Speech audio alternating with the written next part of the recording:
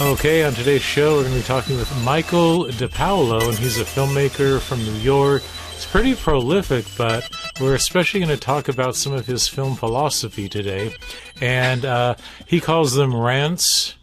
I call them actually some really good practical advice, and some of this is over 20 years ago, and I think maybe he predicted the future a little bit. So welcome to the show, Michael. Unfortunately, predicted the future, yeah. So before we get into the rants, which I discovered on your website, I want to talk just a little bit about your film work, getting people up to speed. I think people group you in the horror category, but I kind of see you more as transgressive, underground. First of all, what do you describe your genre and style as? Well, it all started when I first started. I was doing kind of conventional crap, and then I got a job working at the Brooklyn District Attorney's office, and I videotaped confessions, which meant that I would go out to the precincts, and they only videotaped, like major felonies like, murder, rape, nice stuff like that. So while I was working there, I got to see, a sort of side of reality that I had never dealt with before.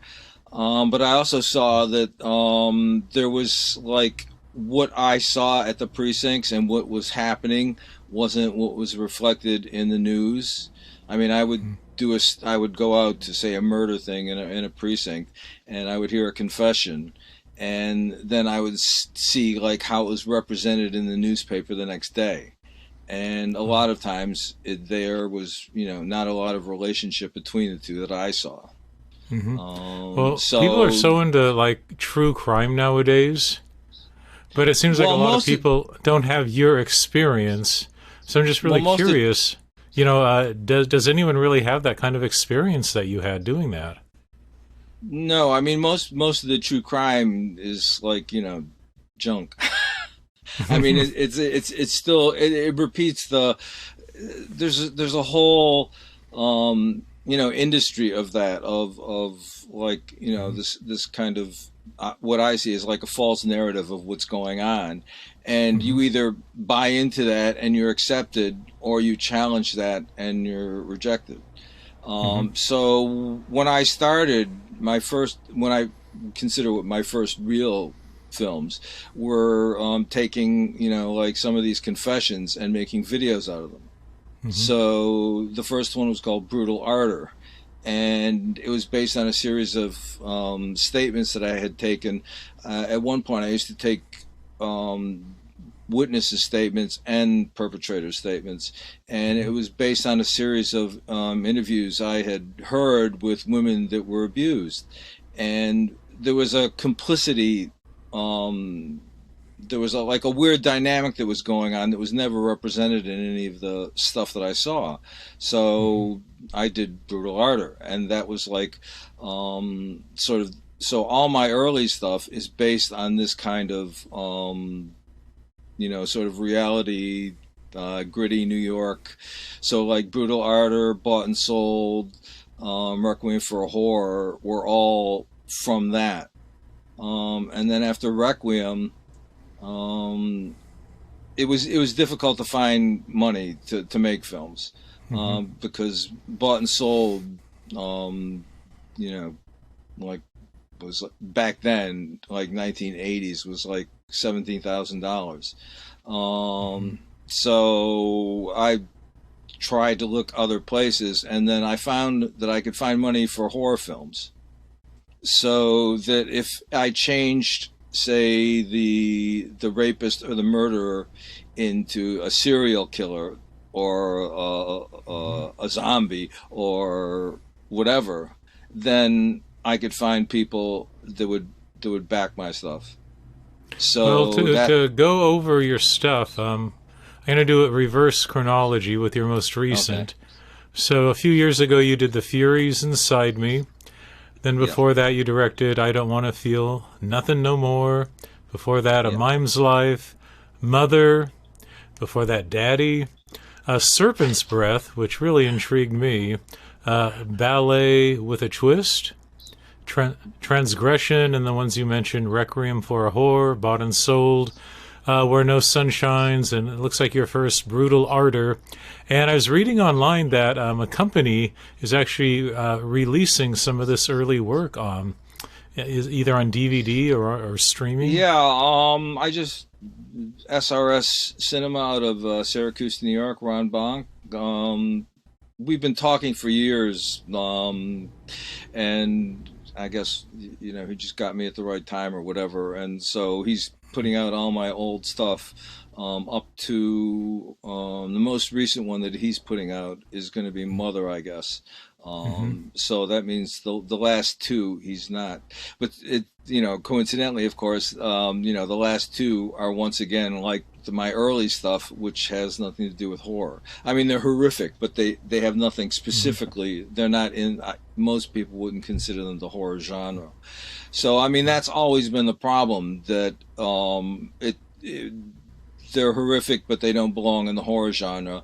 And then when they've been hard to find too, I think. I know on your website you sell the DVDs, but with this SRS release, will they be streamable online? Yeah, I guess that's part of what he's planning on doing. So, because when I'm looking at your stuff, I kind of wanted that instant gratification. Like I'm watching your trailer and I'm thinking, I wish this was online so I could watch it right now. So I'm hoping they'll do that.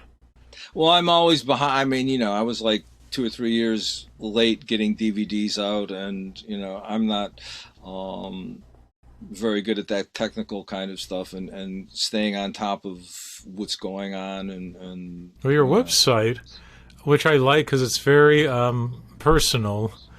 I mean, it's not that it's primitive, but it's like you have just this DIY aesthetic. I like the artwork. I like your navigation screen and how you click on stuff. So it's not like you're, behind the times technologically, but I like how you maintain that 80s and 90s do-it-yourself aesthetic. Well, that's how my early stuff all was like that. I mean, the boxes, the VHS covers were like that. I had ads on Film Threat magazine, and they looked like that. And I've always had that kind of element to it. So well, you're kind of hard to find. So I'm wondering, do people ever come across your website and email you and go, "Oh my goodness, I've been looking for your movie for years. I finally found you." Yeah, that's happened. And then sometimes, I just had a guy that contacted me, and he also wanted to do an interview, and he sent me some of his stuff, but I don't think I'm what people think I'm like. So I sent him a little. Well, a lot. I mean, I deal with disturbing content, and I have ever since I've started doing it. It's dealing with evil basically, and the more you dive into that, it's not an easy thing to deal with. I mean, it's an easy thing to deal with if you have no compunctions about anything else, but if you're trying to really get at something or find out something, or not be part of the problem that you're supposedly dealing with, it's a difficult thing. So I have actually I have it here. If you don't mind, I'll read it. This is like my acid test for whether, because I looked at your stuff too, and I didn't have the reservations I had about the other one, so I didn't send you this because I thought you were it seemed like I watched your thing on YouTube, and it seemed like well, whatever. Let me just read this. This is my. It seemed like test. I wouldn't be easily offended. No, that's not the problem. No, that's not the problem at all. Because, well, let me just read this. This is from a German philosopher, T.W. Adorno, and there is something embarrassing in the way in which turning suffering into images, harsh and uncompromising though they are, wounds the shame we feel in the presence of the victims.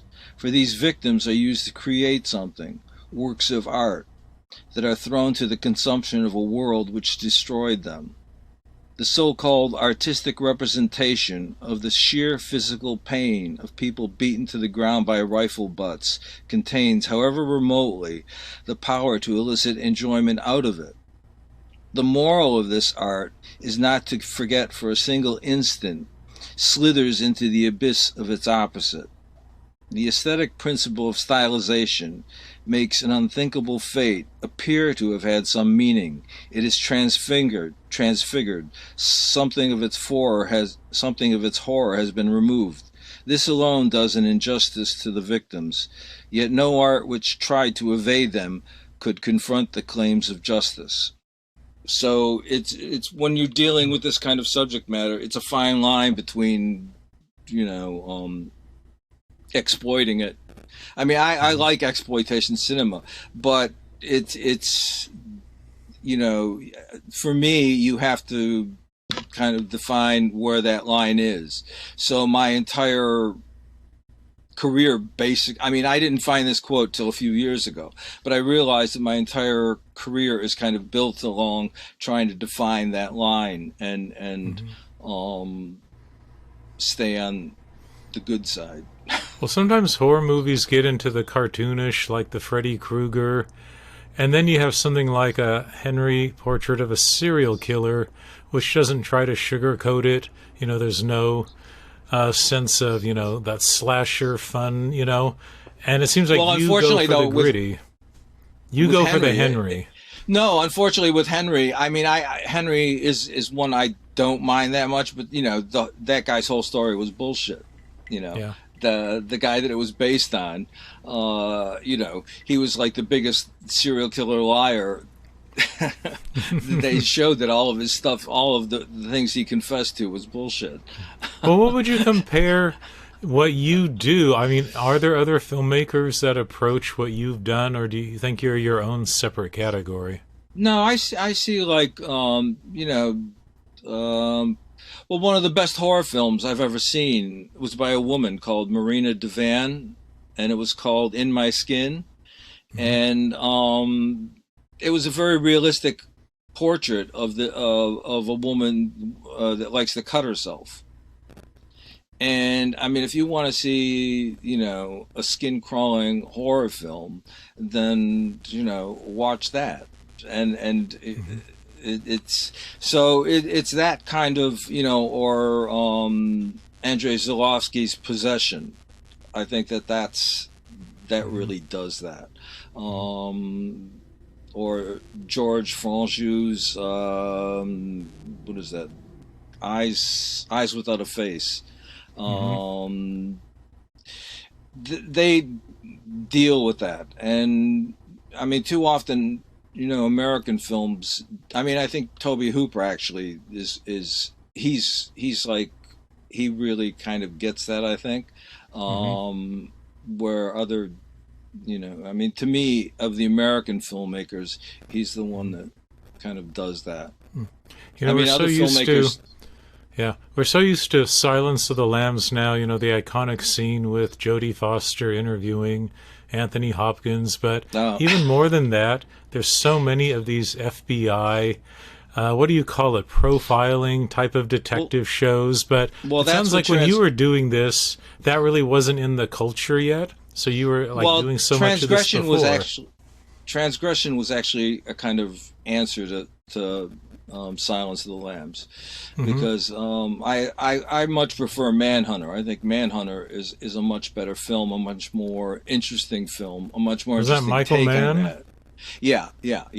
That to me it was way better.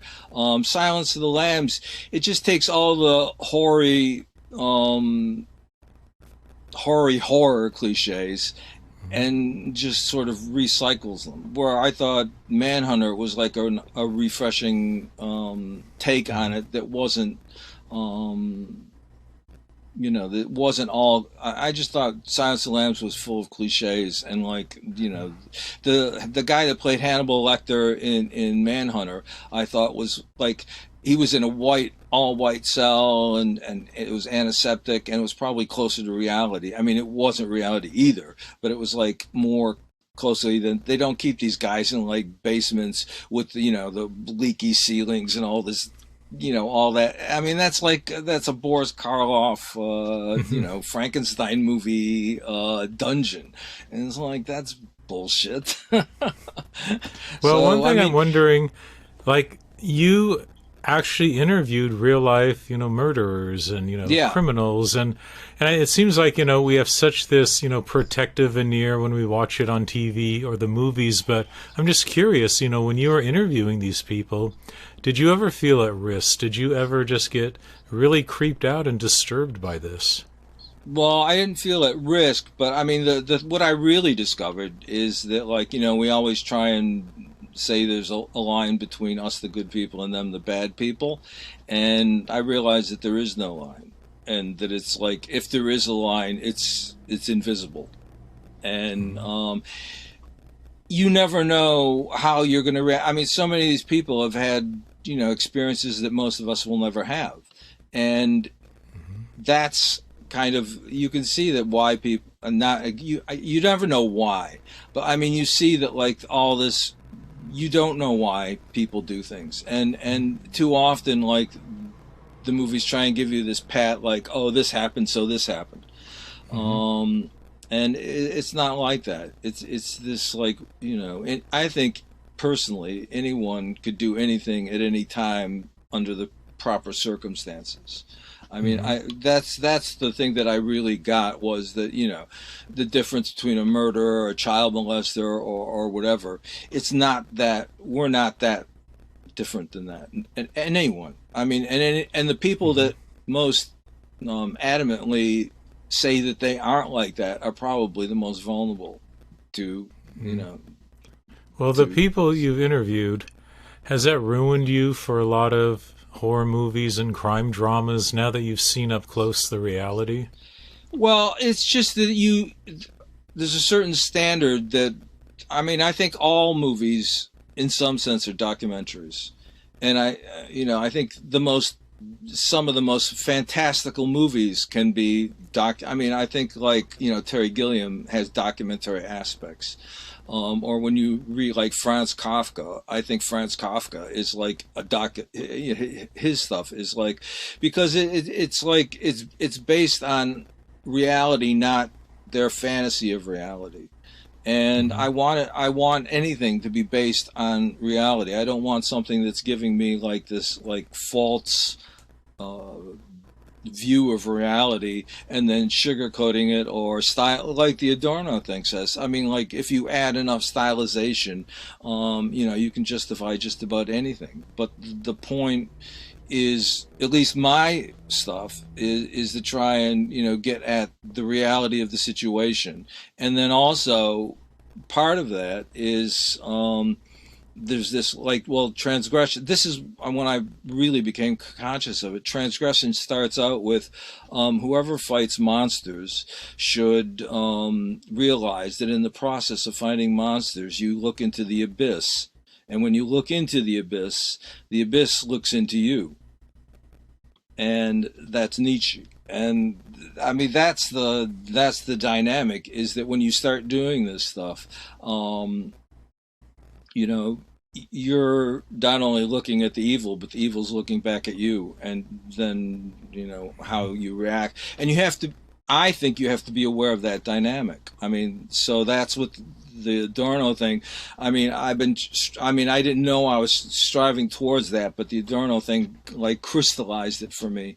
Hmm. That's what I've been trying to do, and with transgression, it was the first time I think I was conscious that I was doing that. Have you Um, seen this movie? It was a made-for-TV movie.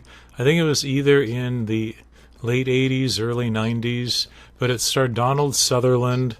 Took place in Russia. It was based upon a real serial killer. oh, yeah, yeah, yeah, yeah, yeah, And yeah, yeah, Stephen yeah, yeah, Ray was the yeah, detective. yeah, And yeah, yeah, yeah, yeah, and it, yeah. I think at its heart, it talked about how they didn't realize how much this was going to affect the guy investigating this case, and kind of like, how can an average guy be so immersed in solving serial killing crimes and just witnessing the bodies and the after effect? And what does that do to his mind? Kind of saying we really can't get involved in all this without it somehow disturbing us a little bit.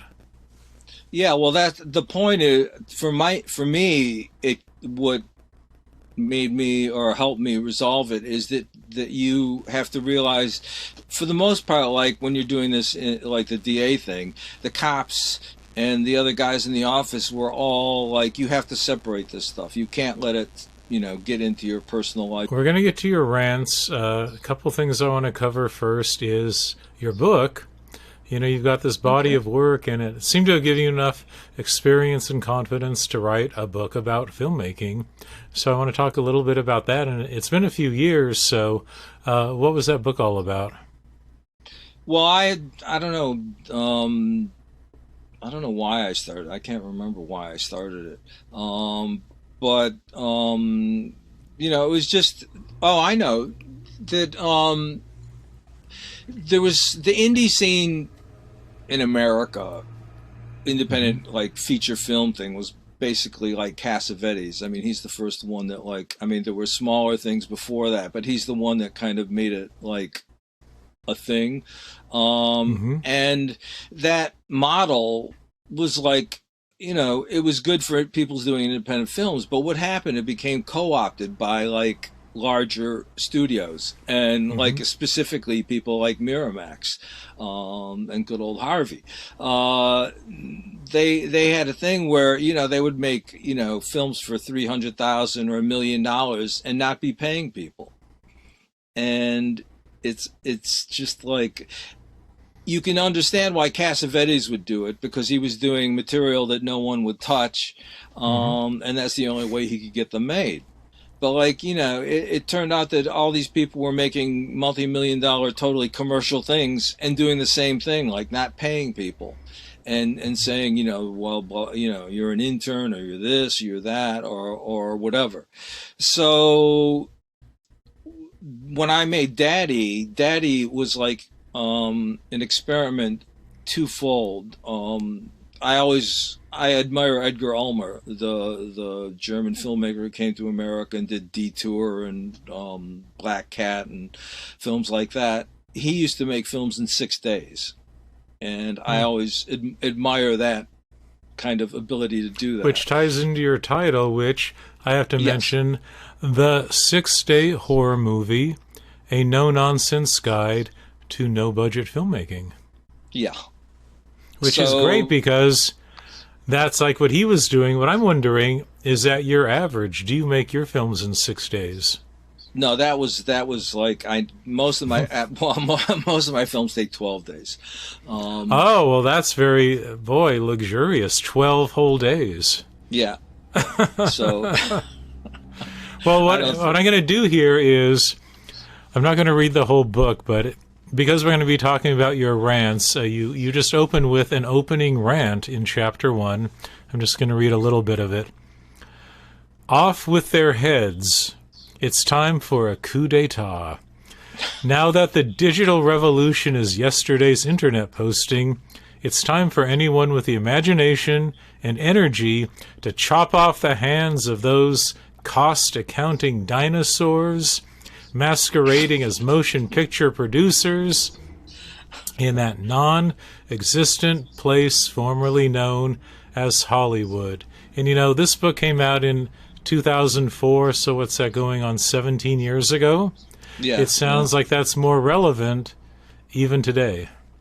Well, I mean, the whole dynamic just got worse. I mean, it's just, and I mean, could have you predicted this? Because even back then, you're saying, the digital revolution. I look back to 2004, I was still shooting on analog. So it sounds like you were really early to, predict and anticipate digital taking over. I got a job, that TV series, Trauma Life in the ER.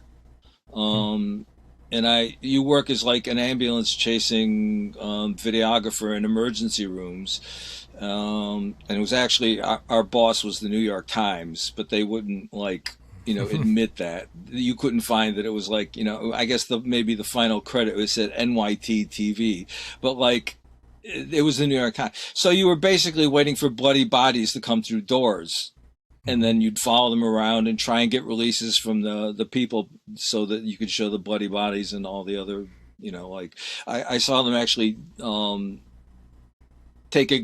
cut a guy's top of his skull off, operate on his brain, and I mean, so like it's horror for real. And Wow. but Sounds like the National Enquirer.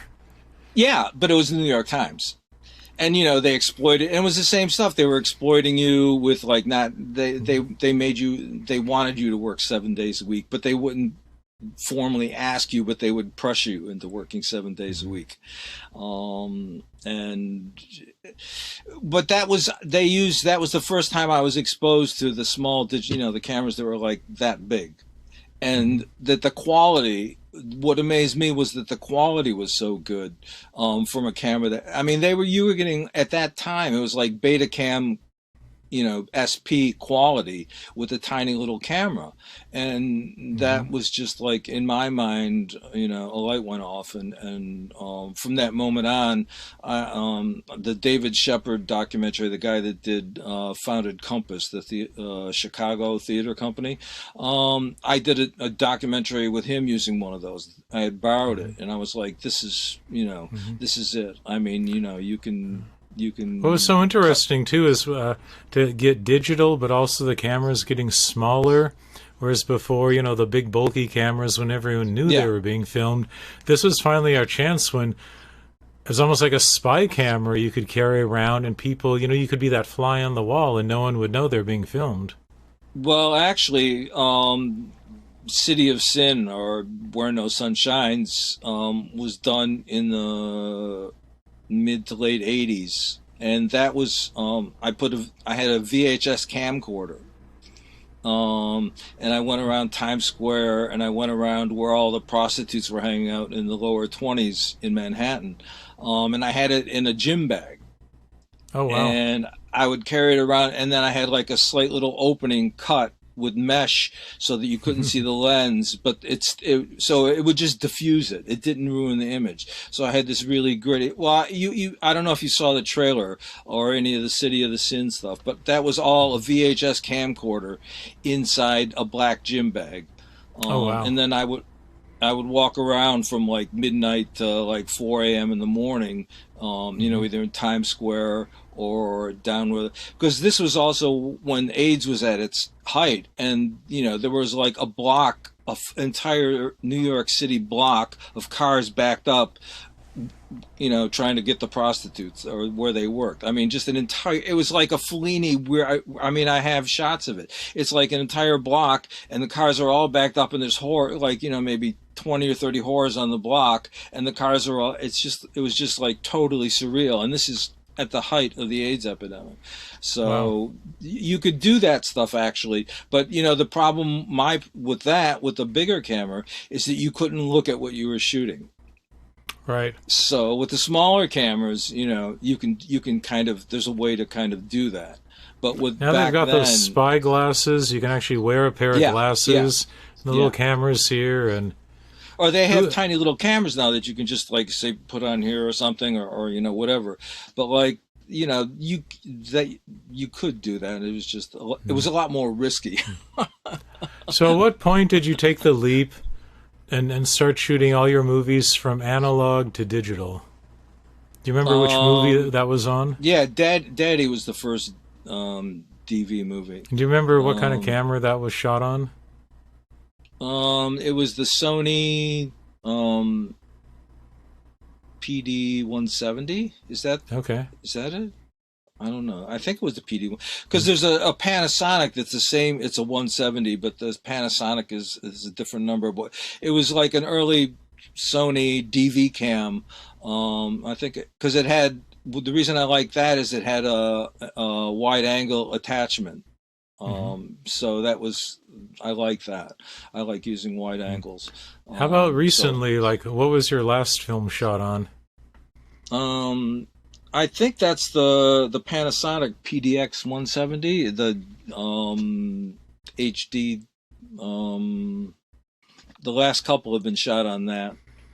Very So good. it's Well, like, I like and that, that you use Panasonic because I've always done Panasonic. Remember in the early '90s when the Super VHS came out, and yeah, Panasonic had a great one of those, like the 450 or something like that. yeah, but I had a Sony. Oh well.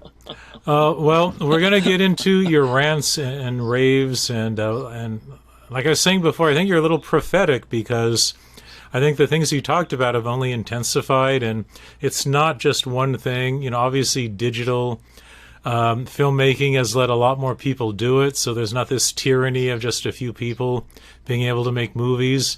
But because of that, it seems like the establishment has really struck back and found even more devious ways, you know, to keep the individual down and having these great monopolies on streaming services and all sorts of stuff. But before we jump into the rants, I want everyone to know this is all on your website, blackcatcinema.com, Hmm. which has, you know, information about all your movies, trailers, clips, stills. You have great still photos of all your stuff. It really captures New York and just your surroundings, you know, which I really like. But I just love your interface, and I don't know, you just have to go there and take my word for it. It's really cool. It looks like you just took a ballpoint pen and made your artwork and made all your links and your clicks. It's just really Well, fun to that's what I navigate. did. I mean, I drew it and then I just digitized it and had the web guy, put buttons where I had drawn like little, press this, press that. So it's all hand drawn and then it's just scanned and then I gave it to the web guy and he made it into, he did all the digital interfaces and It took me back to like all the fanzines of the 80s and yeah. 90s. It has a very zine kind of look to it. Yeah, I yeah. mean, because back then they were probably some of the biggest places to promote your work and to interview you, to advertise. I mean, do you Oh remember yeah, the yeah. I film mean, zines back in the day? psychotronic video and shock Hmm. cinema and film threat and I mean there was a whole um, you know little sub community and that was when you were able to distribute by VHS. I mean that was Hmm. like the real thing was you could finally get your stuff out there yourself. You didn't have to Yeah. ship 35 millimeter prints or 16 millimeter prints or whatever. You could sell VHS Hmm. through the magazines. And I mean that's how I started was selling the videos through the magazines, and that worked well Yeah. until that kind of thing went away and the And I internet always, came you in. know, talk to people about this. I'm kind of a broken record, but in the pre-internet days, young people today don't realize how difficult it was to get the word Oh out and let people know that you made these movies. yeah, yeah. Well, the whole process was more difficult. I mean, I can remember when you did reel to reel and you had to mark it with a little wax pencil and let it roll and you saw the thing and you pressed the two buttons and then it would edit. I mean, so every edit was a chore. Yeah. And I mean, now you just click, click, click, click, click, and Oh my God. Did redo you and ever re. earlier in your career have to edit like 8 millimeter tape or 16 millimeter film? Did you ever work on that? I did edit. Yeah, I did. Super 8 film. Hmm. Um, and Splicing and the whole yeah, works. yeah. And isn't that kind of just barbaric to think of nowadays with digital editing to actually handle a Well, physical film? actually, I stayed analog in my edits Hmm. up until Mother. I would edit on. I had a Super VHS edit system, and I would Hmm. edit even though I shot it on digital. I could do it on computers. I would edit on this. My rough cut was on the Super VHS edit system because it Hmm. really. I found it forces you to really like consider your choices more. I don't know, more seriously, or you didn't just try something and then, and I found I think it works better in terms of like your overall narrative flow to do that. Hmm.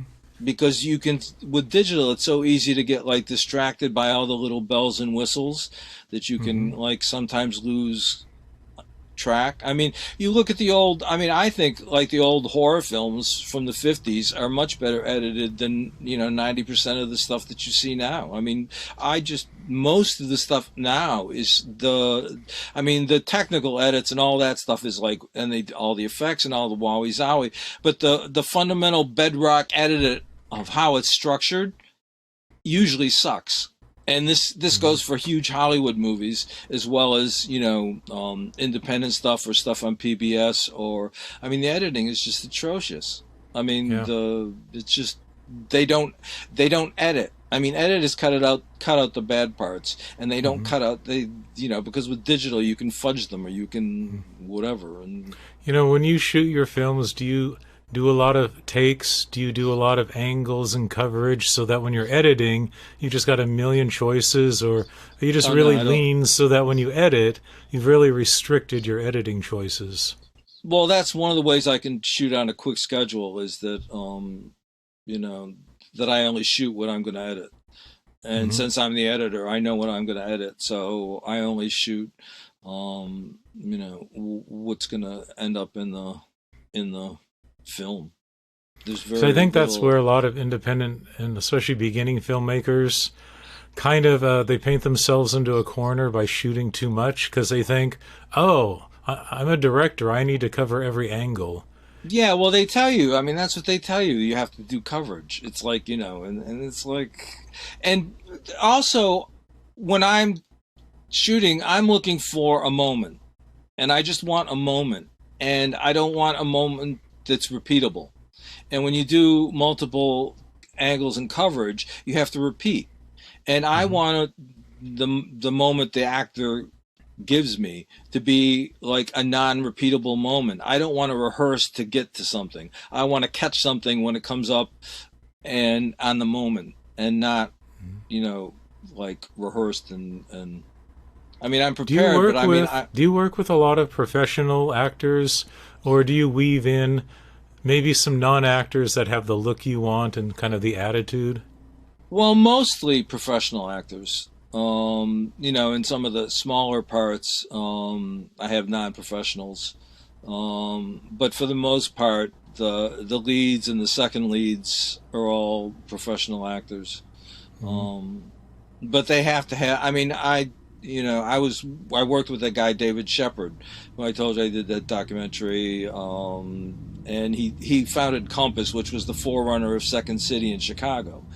So he was a big improv guy, and I worked with him for years. So I was, when I started, I was like, German Fritz Lang. Every shot has to be this, and it has to be this, and then you go here, and the actors had to do that. You walk here, and you stay there, and you do this, and then I just loosened up, and I gradually became looser and looser, and so that I need actors now. Well, for the last most of it actually, I got into that they have to be able to improvise, that they have Hmm. to be able to change things Well, how on the scripted moment. are your films, and how much leeway do you have for the actors to improvise? Well, the first film that was totally scripted was actually Serpent's Wrath was sort of totally scripted. Okay. Everything before that, like even Transgression, was just a detailed outline. I mean, Brutal Ardor was just a shot, just like it was 3x5 cards of every shot in the movie. Um, and Mother was a summary. Well, Mother had no dialogue either, so that Hmm. if you don't have any dialogue, you don't have to worry as much about a script. And then the last two, they've had scripts, but the Hmm. script is not something that I stick to.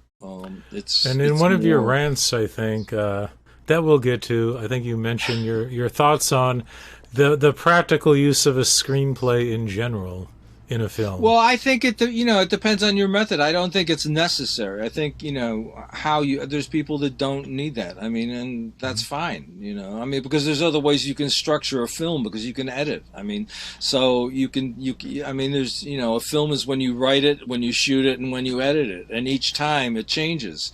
So you can do that work any one of those three steps of the process. So you don't necessarily, I mean, what I found, because I mean, I also sort of like a Hollywood film buff, and I found out that like they didn't have scripts up until when the producers started to take over and they wanted to control the process. When the filmmakers, the early silent filmmakers, most of them didn't have like what we would consider today to be scripts, but scripts came in when the producers started to take over the process and want to control the process, and the script was a way to control the process. So well, out of all the films you've done so far, which would you consider your most fully realized vision? Well, probably the last one. And why is that? Is it because you just had more experience to put into it? Yeah, it was that, and the story. It was like a culmination of. It was a story I had for 20 years. It was something at the DA's office. And it really, the dynamic I'm interested in is how someone, how a relatively good person will end up doing something not so good. So this was a true story at the DA's office, where there was this young kid, young boy, and he was 10 years old, and he got molested by his uncle.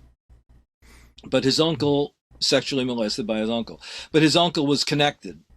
So he got off relatively lightly. This was back in the days when that, it wasn't considered to be that serious. And the kid's mother became an alcoholic, and she ended up dying. And then he ended up living with the aunt that was the wife of the molester. And then one night he's with his, like 10 years later, he's with his friends drinking one night, and for some reason he passes by the house where the molesting uncle now lives. So he confronts him. He goes at like 2:00 in the morning. He bangs and confronts him, and they get into a fight, and he ends up killing the uncle. Then, because the kid is a decent kid, he can't live with it, and he goes in and confesses to the police. And the police, I mean, tell the video guy, like, we never would have caught this kid if he didn't come in and confess. Wow. So it was like, that's the whole, to me, that's the dynamic, and in such a like clear way that And also it was black and white, and I shot it in my hometown of Niagara Falls, New York, which was the only film I've ever shot there, and it gave me a chance to show the seedy side of Niagara Falls. And the name of that film is? The Furies Inside Me. Furies Inside Me. All right. Well, before we move on to your ranting and raving and pearls of wisdom, is there anything you want to just share, like when you wrote this? And I'm going to start with your earlier chunk from 1999. What was your frame of mind? I mean, what motivated you to first write these rants? Well, I mean, I was at the very beginning of like the indie film thing, and it started off like all new things start off like promising, and then you just slowly see shit happens. And mostly, did you think anyone would ever hear these, like before you were able to put them online? Did you write these as an article? Did you just write them for yourself? No, I think it was just for the website. I could actually say if you combine the first one from 99 and the more recent one, you could almost flesh this out into a book. I think without much problem. You could just, you've already got quite a bit of content here already. Yeah, but I mean, I don't know. It's, I'm writing another book. As you should. All right. Well, and when we wrap up later, you can give us a few hints about what your new book's about, what's going on. Now, I'm going to read these one at a time, and you're just going to shoot out, your further thoughts. We don't have to spend a ton of time on each of them because there's a lot, but I do think they're all so good. I don't want to skip over any either. And the other thing is, I take all of these at face value. So if there's any that you meant a little tongue-in-cheek. Oh, there's always tongue. Because some of these are so bold, I'm thinking, wow, this is a strong statement. But okay, so back in 1999, you titled this, I Hate and Renounce as a Coward, and then one by one. So number one. Let me just interrupt. The title is from a French writer, theatrical guy that founded the Theater of Cruelty, Antonin Artaud, and he was a big influence on all of my work. And that's his. He had a thing called "I Hate and Denounce as a Coward," so that was totally, that way of looking at it was from him. So, by the way, can I do my one and only name dropping during this interview? When you mentioned Artaud and Theater of Cruelty, do you know Zombie Joe? He's got a theater in North Hollywood. It's all based upon the Theater of Cruelty. So I'm going to let him know about this. Maybe he already knows, but he'll be very intrigued because he's a huge fan of Artaud. Yeah, I think Artaud was... Well, Artaud really... I mean, he's like... I dedicated Mother to Artaud because he's like the underpinning of so much of what I do, and that was very. Somebody my painting teacher in college told me about him. I don't know why. I guess he thought I might be interested. See, I wish I kind of would have known that ahead of time. Not that it would have changed the interview, but I've done my little research on Artaud, and he is interesting. I think part of it is you don't necessarily go out intending to do art in the style of Artaud or make films, in the style of the Theater of Cruelty. But I remember once I realized who he was and read about him, I kind of looked back on my own work and said, I think some of this could actually fit into, the Theater of Cruelty style, which is more than just violence and horror. There's more meaning to it. Well, my first video was a biography of Artaud, like a stylized. I was taking a 3-camera video production course when it was live at RIT in Rochester, and my final project was Artaud. So like and it was an educational TV course. So everybody else is doing like how to cook or how to do something, and I did Artaud, and part of Artaud was like I cut a baby doll's head off with a meat cleaver, and I had fake blood in the head, and it splattered on their expensive chroma key fucking curtains. Oh no. Oh my God. They were too happy about that.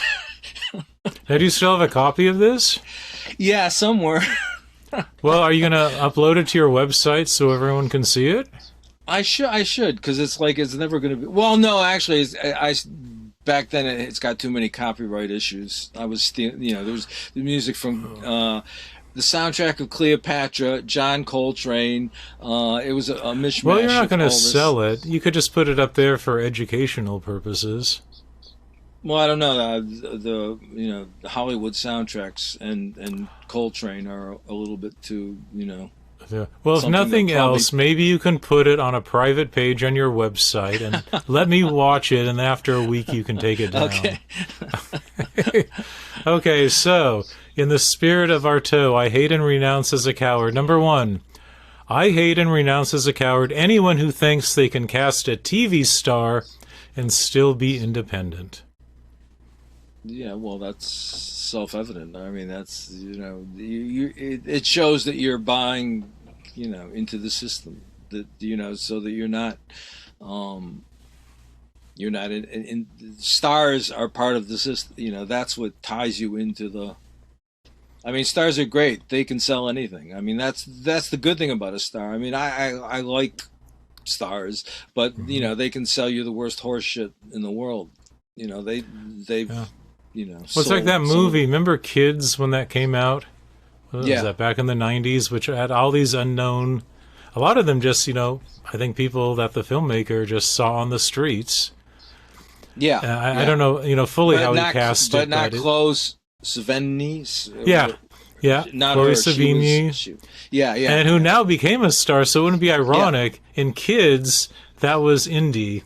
Now, if you cast Chloe in your film, you couldn't be indie because she's a big enough star now that...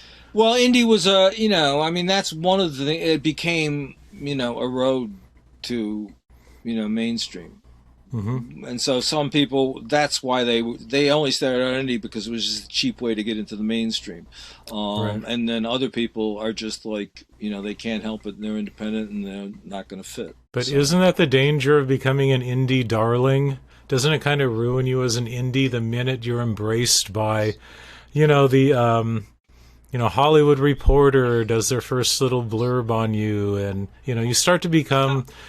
well known in those circles until the mainstream appropriates you.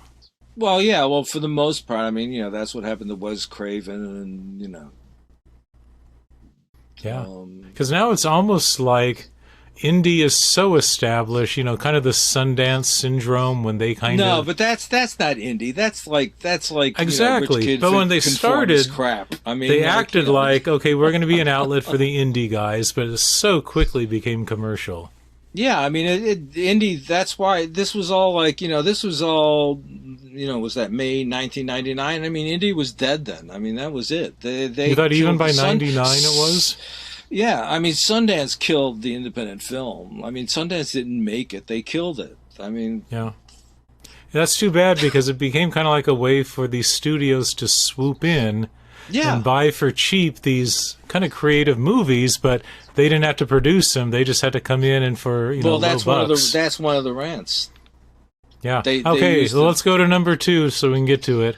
We're going to be here all night if you go through all of these. God, let's do this because this first batch here, and it's later where you are too, so it'll definitely be sundown in your neck of the woods first. Okay, this first one has 32. Tell you what, I'm going to pick the 10 best of this, then we'll jump to the other. Okay, that sounds like... Okay, good. But I have to do number 2 because it's, I hate and renounce as cowards all those poseurs, a.k.a. posers, attempting to pass off their craftily conceived conformity as cutting edge. That has to be one of the top statements you've made.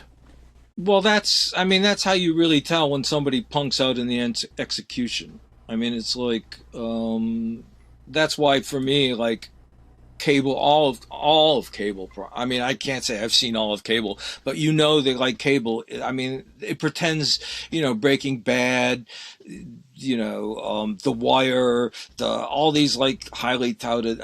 They're like, they're just they give you this like enticement of edge, and it's just the marketing thing.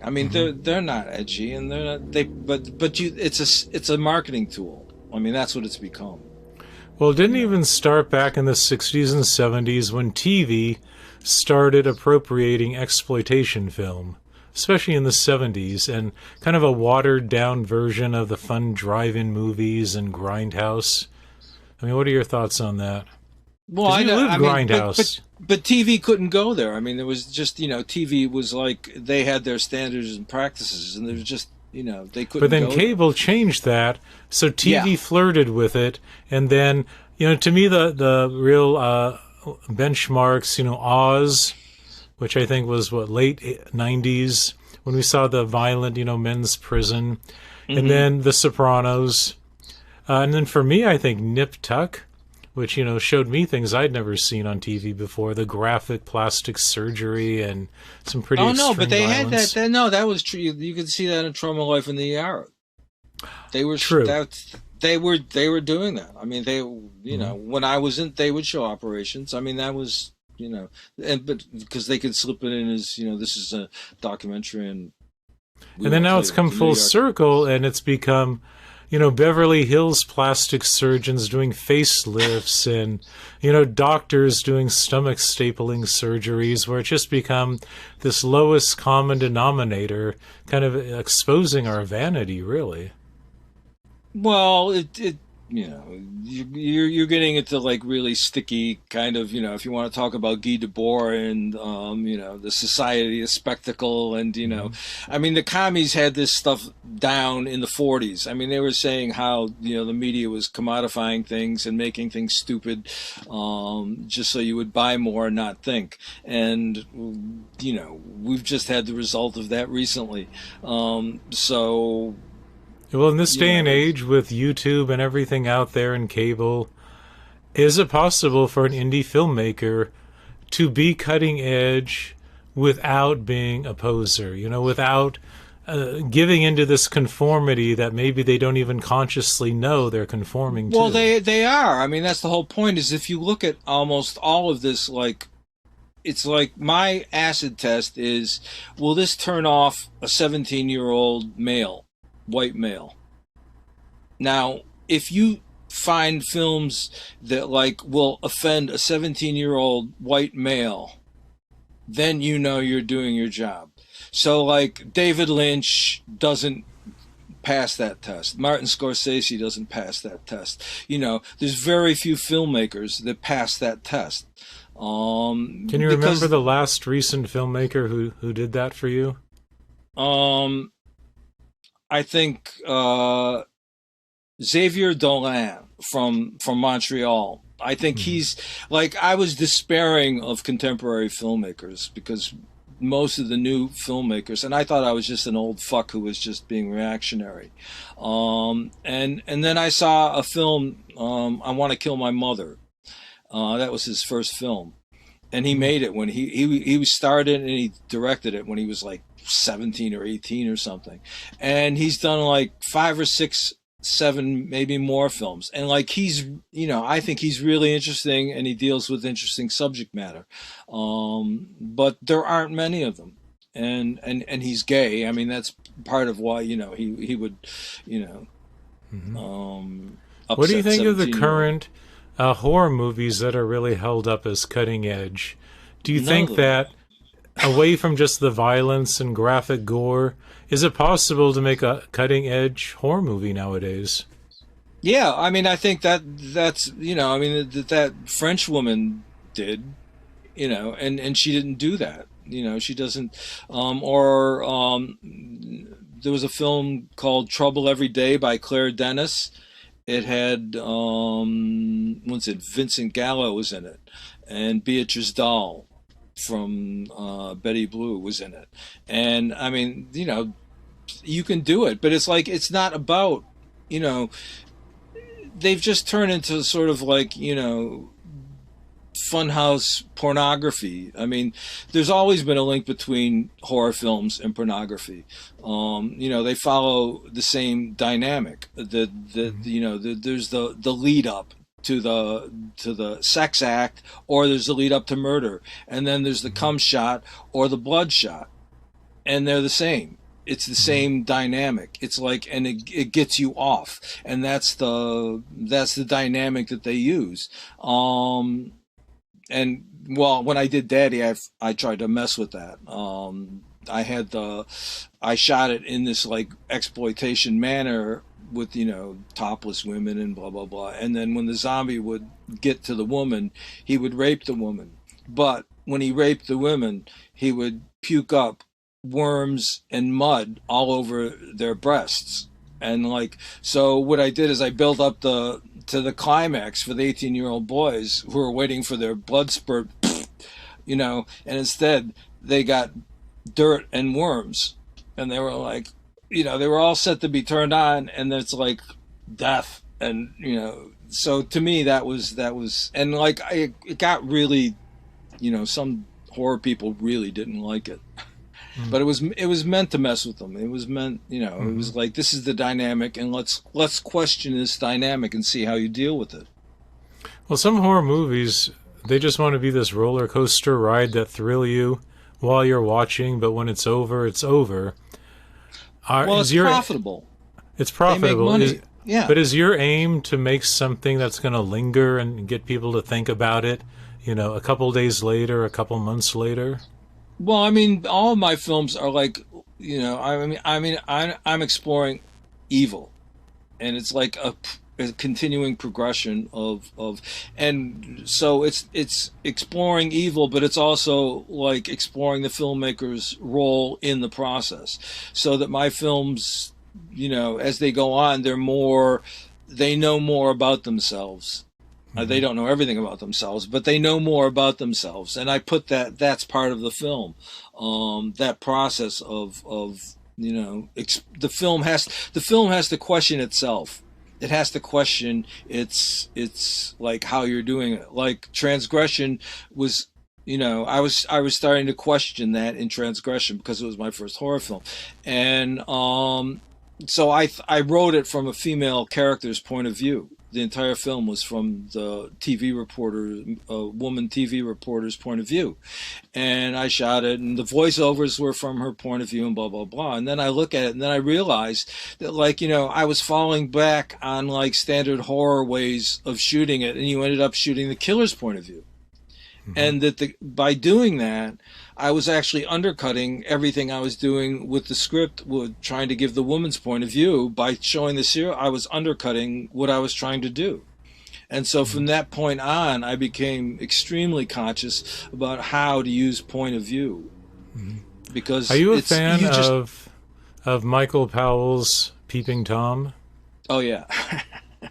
Yeah. What's so interesting about that beyond the movie is how that movie, which is pretty tame by today's standards, pretty much killed his career, and they were shocked. It's not. What he says about the viewer and voyeurism and is ages beyond most of the stuff now is just they either do the torture stuff, or they do bloody stuff or extreme special effects, but the fundamental story that they're telling and the way that it's not. I mean, I find White Zombie more unsettling than most of today's horror films. I think White Zombie is or Dracula. I think Todd Browning is a prime example of someone who is a truly unsettling filmmaker. I mean, if you've seen The Unknown with Lon Chaney, or all the films he did with Lon Chaney, there's one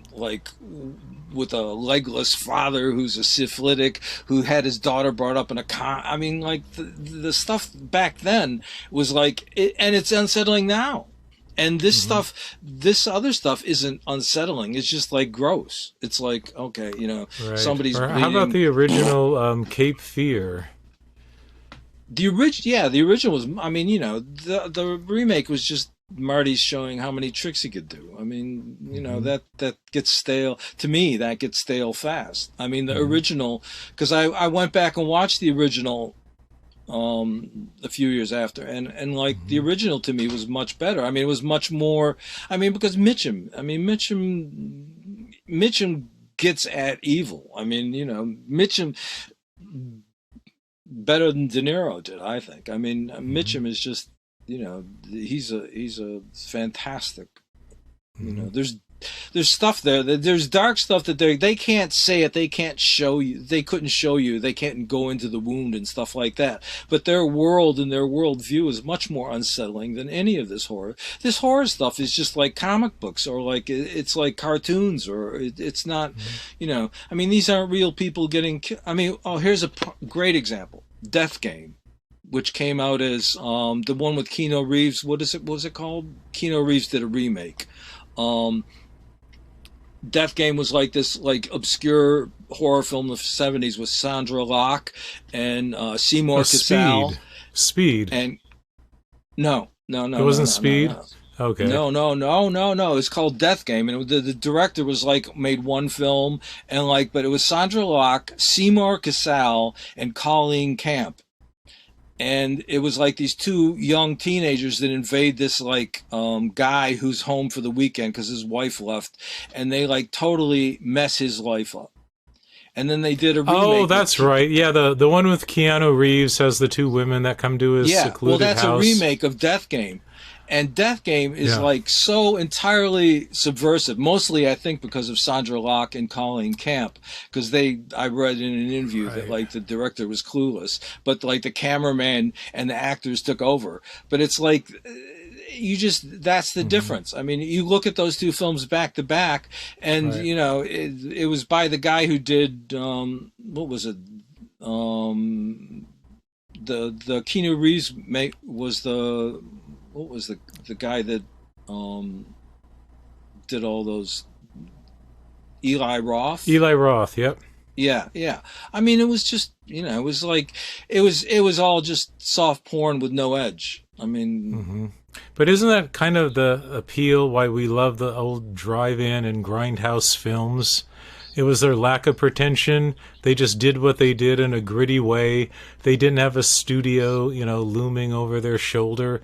And that's why well, even like a Texas Chainsaw Massacre, it had that vitality to it that most of the Hollywood remakes and sequels, couldn't approach. well, they have funk. I call it funk. If a film has funk, and funk can anything can give a film funk. Bad locations, bad sound, or good acting, or just a weird take, or I mean, I think like. To me, Glen or Glenda has funk, and Glen or Glenda is like what I like about it is that it's so real, and it's like, this guy is like laying it on the line, and he's doing it, I think a great way. I mean, there's more honesty, there's more, self-revelation than all of Orson Welles and Glen and Glenda. I mean. We'll put that on the Blu-ray release. Well, yeah, I mean, I'm not a big Orson Welles fan. I mean, I like his style, but I think, let's not get into that. Yeah, I like him as an actor especially. Okay, here we go. I'm going to skip ahead a little bit. Okay. And because this is one I personally kind of, it also irritates me. Number 5, I hate and renounce as a coward all those lazy bastards who use the lyrics of a song to set the emotional tone of a scene or name their film after some 60s pop tune. Well, it started out well, because Kenneth Anger did it. And Kenneth Anger, there was a certain, knowing irony in his, and then just everybody does it, and it's like, it's just this, it's like, what gets me? I hate that. Is it's not just titling the movie, because, well, like the first ones I remember were like Ode to Billy Joe, where they try to build a story around what was implied in the song, and then Harper Valley PTA. But what I especially don't like is using music as a shorthand in a movie. And it's such a cliche now. You want to establish the 60s, the Vietnam era. There's just like 5 stock songs that are used in every movie to suddenly, say, okay, this is the times. But it's almost like it's this crutch because the filmmaker then doesn't have to do all those other things to establish that mood. Well, it's not just the filmmaker. I mean, it's part of the, probably, Guy Debord, Society of the Spectacle. It's just, they're selling you stuff, and this is another way to sell it and make it more. I mean, that's why they make films based on things, and now they're, making films based on films, and it gets even more incestuous and more or less interesting. It's like, when I started making films when I didn't know anything, I based it on other films, and then I got a view of reality that no one else was getting. So I decided my films were going to be based on that view of reality that no one's getting. But no one wants to believe that because the way it's presented in the mass media isn't like that. They don't want you to know what's really going on. They want you to know what, like, what the police tell you in their tell-all books, or the, like, the DA that wrote the book about the Central Park Five, Linda Fairstein. They want you their view, and their view is not necessarily the truth. It's funny. I think in the early '80s, remember that song "Take This Job and Shove It"? It's a country song, and they made a movie out of it. There just seemed to be this whole era of let's just pick a song and make a movie about it, and just we'll find a plot that somehow fits. Well, Convoy. Convoy, there you go. Let's cash in on the CB radio craze. Unfortunately, I like that because Peckinpah did it, but like Peckinpah. it's like one of his worst films, unfortunately. Oh my God. All right, skipping ahead. Now, okay, this is one I'm kind of surprised on. I thought you'd be more lenient. It's number 9. I hate and renounce as a coward any filmmaker who hasn't taken the time to learn their craft. I thought you'd be a little more accepting to a filmmaker who's rough around the edges. Well, Edison, you have to have a certain. You can't make a film without having a certain amount of craft. I mean, it's just putting a camera up.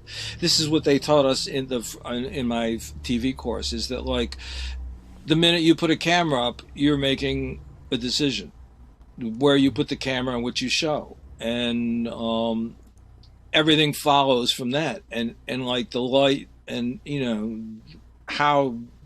So you're making the decisions. It's whether you know what you're doing or whether you're not. And sometimes you can get away with it for a certain amount of time. But if you do more than one film, then you don't have an excuse. Once you've done your first film that you don't know what you're doing, then you don't have that excuse anymore, because all these things, you have to make a decision. Whether it's put the camera here, put the camera there. When do you say action? When do you say cut? I mean, you have to make all these decisions, and then the more you do it, you have to be responsible for your decisions. And there aren't many filmmakers who remain ignorant their whole career. I mean Cronenberg at the beginning was a little bit like that, but he's gotten very slick now. But that was one of the nice things about his style was terrible. I mean, like David Lynch's style is terrible. I mean, Cronenberg's style. Are you a fan of John Waters? Because his early films, he definitely had some challenges, but they're still so entertaining. Well, John Waters was always trying to get to Hairspray. To me, this was just his way of getting to Hairspray. It was. I sort of like, but I'm not a big fan of his, because I can always see the commercial calculations. And it happened. I mean, that's where he was going, and that's what he wanted, and he got it. And the later stuff is much less interesting than the early stuff. So when you see a low budget filmmaker's work, not Hollywood, but low budget independent, what are some of the technical things that even at that level you just can't forgive? Well, I can forgive anything. I mean, I don't think that if it's a unique, if he's showing me something, my main thing is I want to see something I've never seen before, and I want to know something. Can you overlook bad lighting? Can you overlook bad sound? Oh yeah, I mean and I can I mean, I think it's fine. I mean, and sometimes that can even add to the, you're trying to create emotional effect, and how you create that, there's a million ways to do it. And you can do it with bad lighting. You can do it with a bad camera. You can do it with, what is called bad. I mean, that's Cassavetes said something like that. Like, you have to be willing to be bad. Because if you're not willing to be bad, then you're not pushing yourself enough. I mean, you're just. How about beginning filmmakers that just have nothing but close-ups, people's faces, talking heads? I hate. Yeah, but that's talking heads. I've always hated talking heads. I mean, My least favorite is when all the actors are sitting all the time, where they're just basically two people on a couch talking for 30 minutes uninterrupted. Yeah. Well, actually, there was an interesting film like that called Coming Apart that Rip Torn was in, and who else was? Oh, she became famous afterwards. I can't remember her name. Oh God. And Sally. Oh God, the big buxomy. Sally Kirkland. Yes. She's in it. She's young, and she is so good. She is absolute. Oh, she just. she steals the movie from Rip Torn. I mean, Rip Torn's no, slouch, and she steals the movie from him. And it's basically this guy.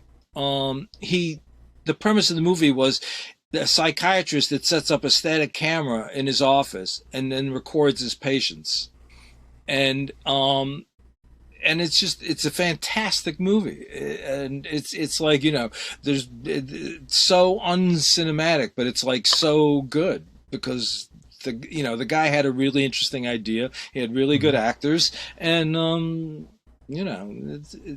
there's no rule. And what was that called again? Coming Apart. I'll have to look that up. Was that from the 70s?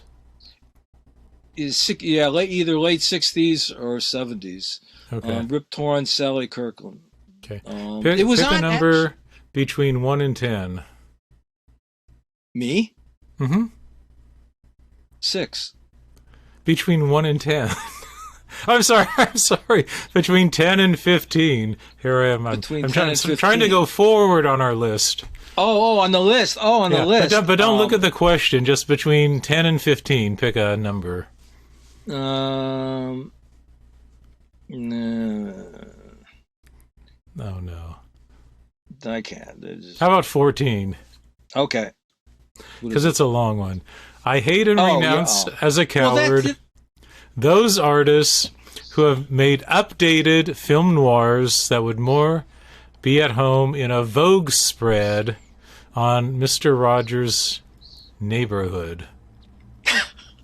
So tame and glossy, all glamour, no grit, no substance. Not necessarily like, the Killer Inside Me remake. I mean, that was horrible. Absolutely. Yeah. Ugh. But film noir, because what you do has elements of that, because there's a crime element. I like all the German guys. I mean, that's the horror and film noir comes out of German expressionism. I mean, I love German Murnau and Lang and all those guys. I mean, I love. But what do you hate about the modern ones? What are they missing?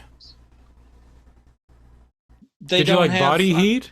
Remember Body Heat with Kathleen Turner and no. They're like perfume commercials, and then I mean, Killer Inside Me threw in a little S&M, and I mean, did you see the Killer Inside Me with Stacy Keach? I mean, that's got funk, that's got funk. But what's an example of a more modern, meaning from the last 40 years, a film noir that got it right for you?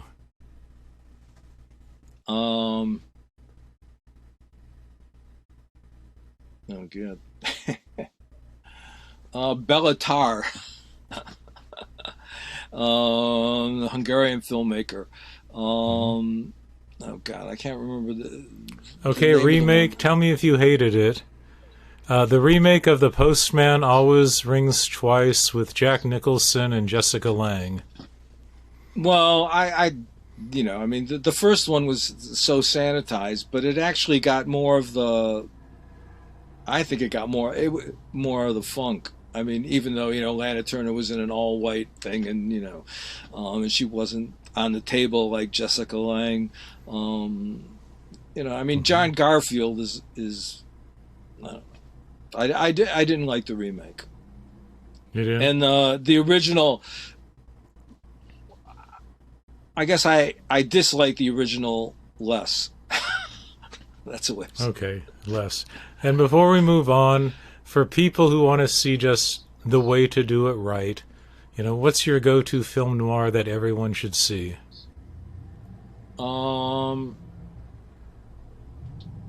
I mean, for low-down funk, it's Detour. That's Detour? Edgar Ulmer. Edgar Ulmer on 6 Days. I mean, that's, you can't get... And didn't Hollywood remake that with, like, Richard Gere? Oh, no, they did. Which one? They remade the Godard film. Okay. No, but they did remake it, but it was with someone else. I can't remember who. Okay. But actually, okay. I have my film noir cabinet. Let's back see here. that. And I love your thing that more at home in a Vogue spread on Mr. Rogers' Neighborhood. That is so biting. Gun Crazy, The Big Combo. Okay. Scarlet Street, Raw Deal, any of Anthony Mann's stuff in the '40s is just absolutely fantastic. Well, Because he here's what had, like about your comparison, because you could even look at Vogue nowadays, which used to be trend-setting and cutting edge. And a lot of people would say even fashion has lost its edge. When you look at, even Life magazine from the 40s and Vogue and all these magazines, there was something exciting about that photography. You know what I mean? well, they're all converging. I mean, that's that. You're going. I'm going to say it again. Society of the Spectacle, Guy Debord. It's like they're all converging because they're all selling the same thing. I mean, like it's just like Anna Wintour knows that like you get this. I mean, there's celebrities on the covers now because it's all celebrities. Is that one of my rants about the celebrities being the Judas goats? I can't remember if I ever said that. But Well, they if not, you should add that. Yeah, I know. Celebrities are like Judas goats, and the whole purpose of celebrity is to lead you into their realm while the really rich people are picking your pocket while you're distracted by the celebrities. I mean, so everything is like that. That's celebrities are the function of celebrity is to distract you while they slit your throat or cut or knife you in the back. I mean, so anything to do with celebrity, any movie about celebrity, any book about celebrity is all about fleecing you. That's okay. I'm going to quote you on that. That's a good quote. 16. I hate and renounce as a coward every movie critic who has allowed themselves to become nothing but a high-paid movie studio flunky, and even more so 21 years later with the internet. And boy, there's more critics than ever before, and the line between audience and critic has really blurred too. Well, there are no critics. I mean, they're all, for the most part, lackeys now. I mean, like Roger Ebert was like maybe one of the last, and even he, once he started doing that TV show, back when a quote by a critic was a big part of the advertising campaign. Yeah, but back then, films were sort of, they were intelligent. Now they're just they're fodder. They're product. But it also used to be that a good film critic was just a really good writer. They just happened to be writing about film, but they were writing essays about films really in their reviews, and they had so much knowledge. But I mean, just discourse in general has devolved to such a state that that's just part of it's just part of a big picture of like increasing stupidity in increasing doses. I mean, that's our culture. Who's the woman I'm thinking of who used to write for the New York Times? Pauline Kael, and love her or hate her, she had some pretty well thought out reviews. Yeah, well, I love Manny Farber. I don't know if you ever read his stuff, but Manny Farber was like, he did a book called Negative Space. Manny Farber is like really the only film. I mean, I think he's the best American film critic. Is he still writing new reviews? No, he died. He died a long time ago. He was writing like in the 40s, early 50s. So the golden age. Then he gave up film reviewing and became a painter.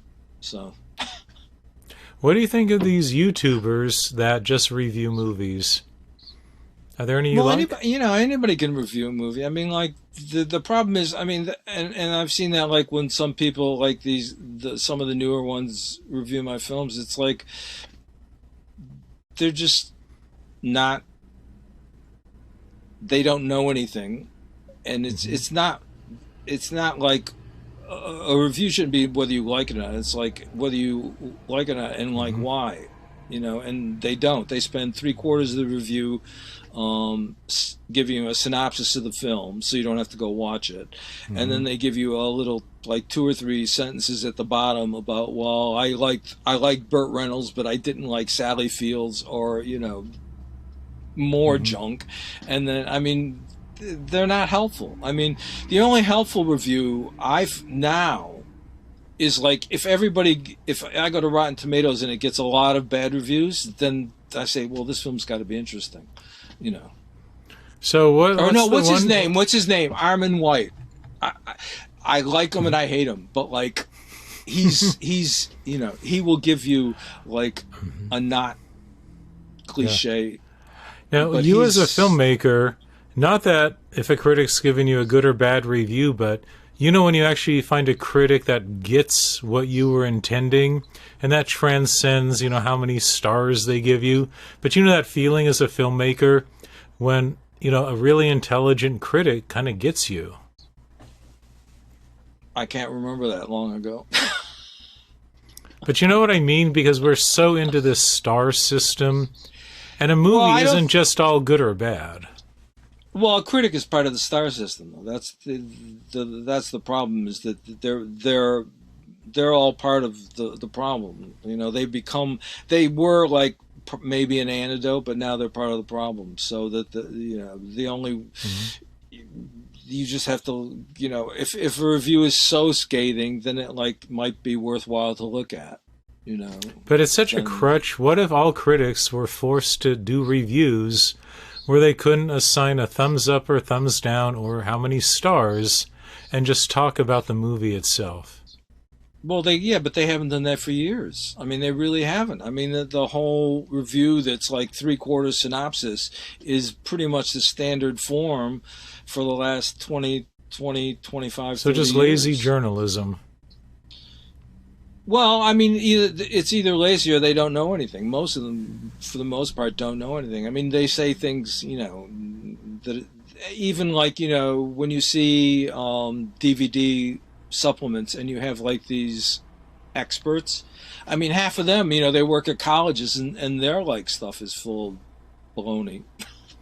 I mean, or how about the people that go to the press screenings back in the day who come in half an hour after it's already started, who duck out, you know, a half hour before the movie ends? I think people would be shocked at realizing the critics sometimes didn't even watch the full movie.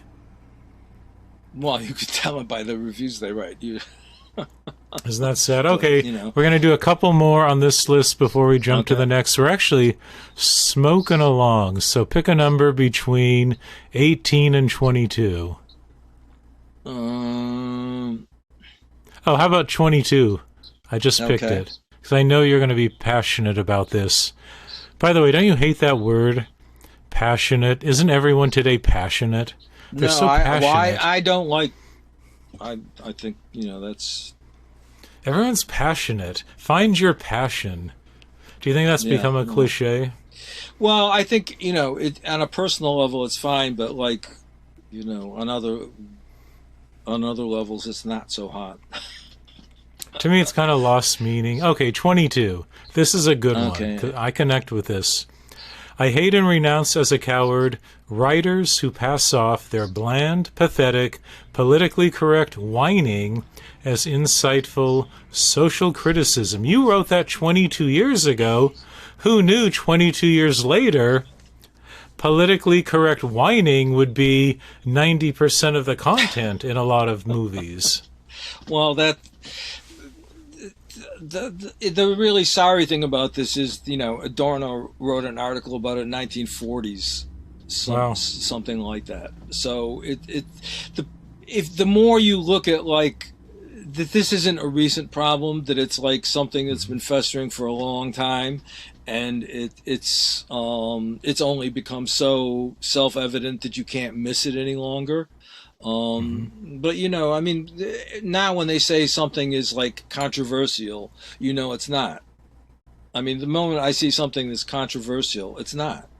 And how about the idea that filmmakers think their movie has to have a message? Well, I mean, you know, if it's a message that you can, you know, say the message is blank, then that's bad. You know. But instead of propaganda, shouldn't art and filmmaking be to approach the truth?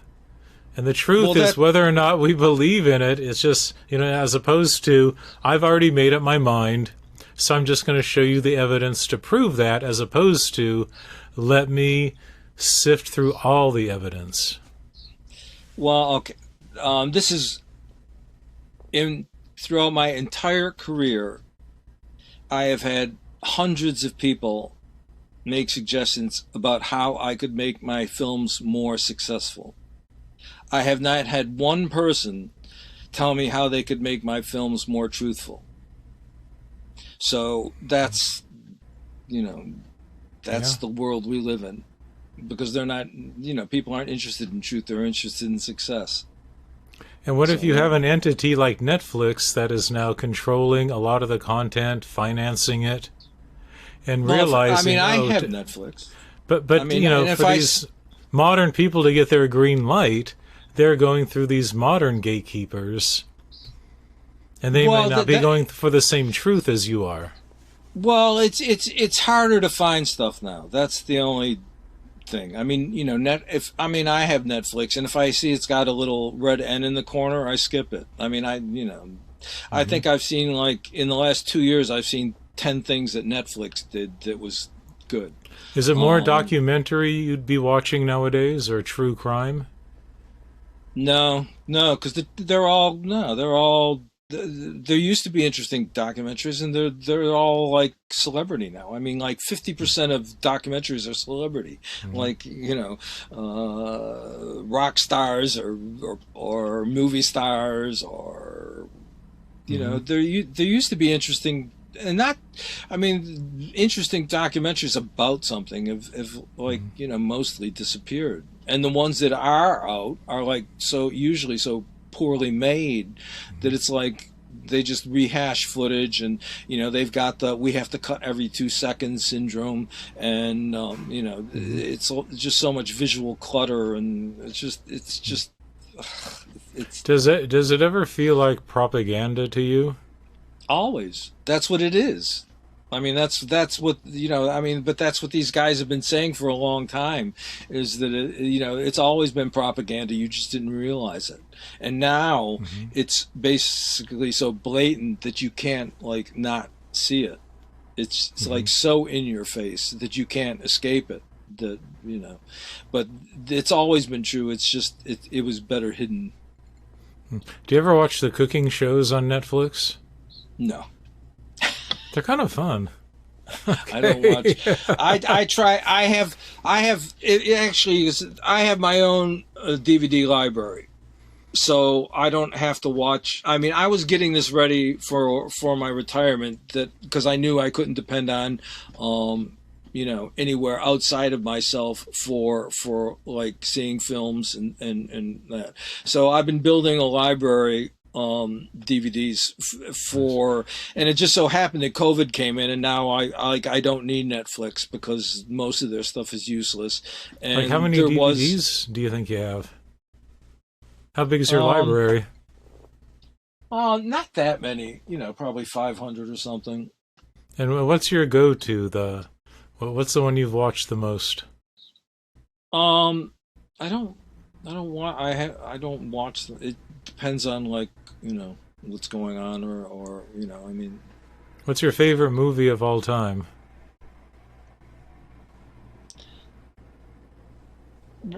I don't think I have a favorite one. I mean, I have favorite directors like Robert Bresson or Joseph von Sternberg, or Bob Fosse, or Bob Andrei Fosse. Zulawski, or Did you like Star 80? Because that was based oh, on a I true love crime. Star 80. Now that is an example. I'm glad you brought that up.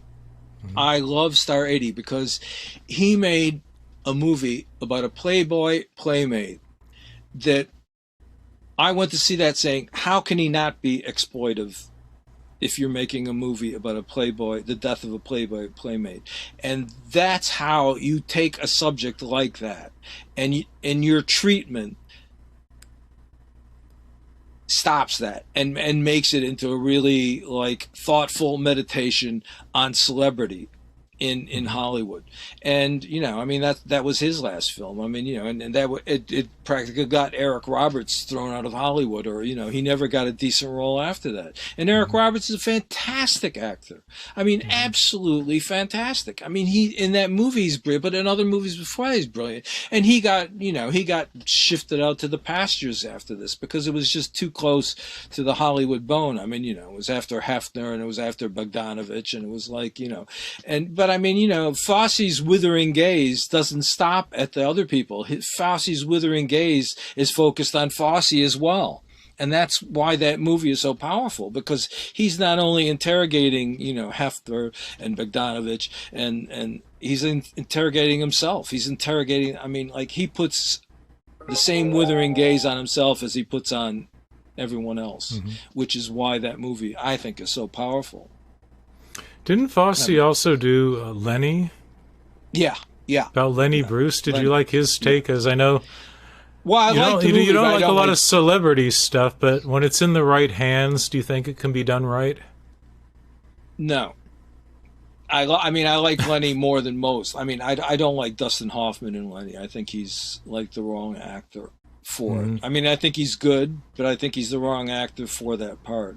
But I like the movie. But interesting. Okay, 2 more on this list, then we'll jump to the rest. Okay. And I have the one because we talked about your screenwriting or your script quote, and I had it right here, but let me find it here. Oh, here it is. I hate and renounce as a coward any brainwashed cretin who thinks scripts are anything but an invention of producers to control the creative process. Yeah. Now, to be fair to the producer, when Hollywood started catching on and they had wardrobe departments and props and things, to a certain extent, you need the script so other craftspeople, know what to make and build. Yeah, but I mean, Griffith did Intolerance, and he didn't have a script. I mean, but he knew what locations they had to build.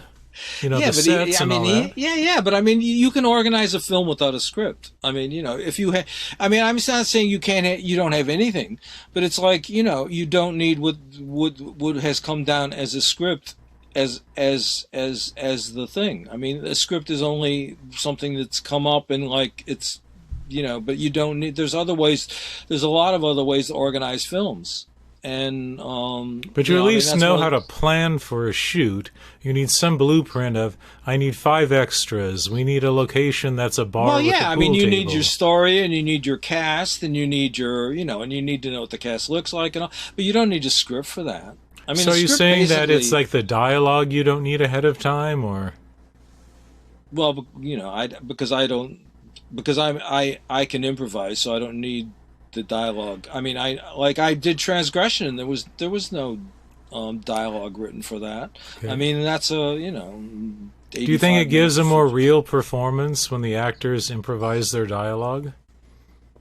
Well, it depends on the actor. That's the hard part. Some actors are good at improvising, and some aren't, and that's a real hardship to throw at the ones who aren't good at that.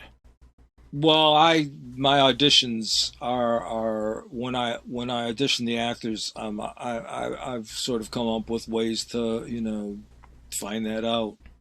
You have them do a scene or something, and then you have them say do the opposite, or because like a person that improvises, the main thing that they do is that they listen. Because in improv, you have to listen because you have to react. And you don't know what the other person is going to say. So you have to be attentive to what the other person is going to do. So so when you do an audition and you have someone gives you, a scene or something, then you like change it. And then you see if they listen. And they incorporate those changes. And then that, because listening is just so important. I mean, when I was doing that David Shepard documentary, I asked him, who was the best improviser and why? And he said, Alan Arkin, without a doubt. And the reason why is that he listens. And Alan Arkin's biggest advice when you get into problem in an improv scene is listen harder. And that's what it's about. It's about, you know, because when you have a script, you don't have to listen because you've memorized the script and you know what's coming next. So you really don't have to listen. You should, but you don't have to. I see. See, here's one thing about improv. Like in the last 20 years, all these comedy films where they have all the outtakes, where they show the actors improving all the funny one-liners, which is amusing, but I think it gives the false impression that to improvise means to think up funny one-liners. You know, improv comedy reinforces that, but don't you think true improv, and again, it's not just vocal, it's improving reactions and just your reaction to what's going on, and I think people don't realize a good improver might be really seamless. They don't get that instant gratification of making you laugh, but good improv can go deeper. You sound like David Shepard. He hated he hated when improv went to Second City and they went for the joke. When you go for the laugh, he hated improv people that go for the laugh. He thought that was to him that was the worst thing you could do, is to go for the laugh, and that's where he really sort of split. And that's why the famous branch of improv is the improv that goes for the joke, the laugh. Mm-hmm. And the not so famous is the people that listen harder, like Alan Arkin. And so that's well, which do you prefer in your films? What kind of improv style do you encourage?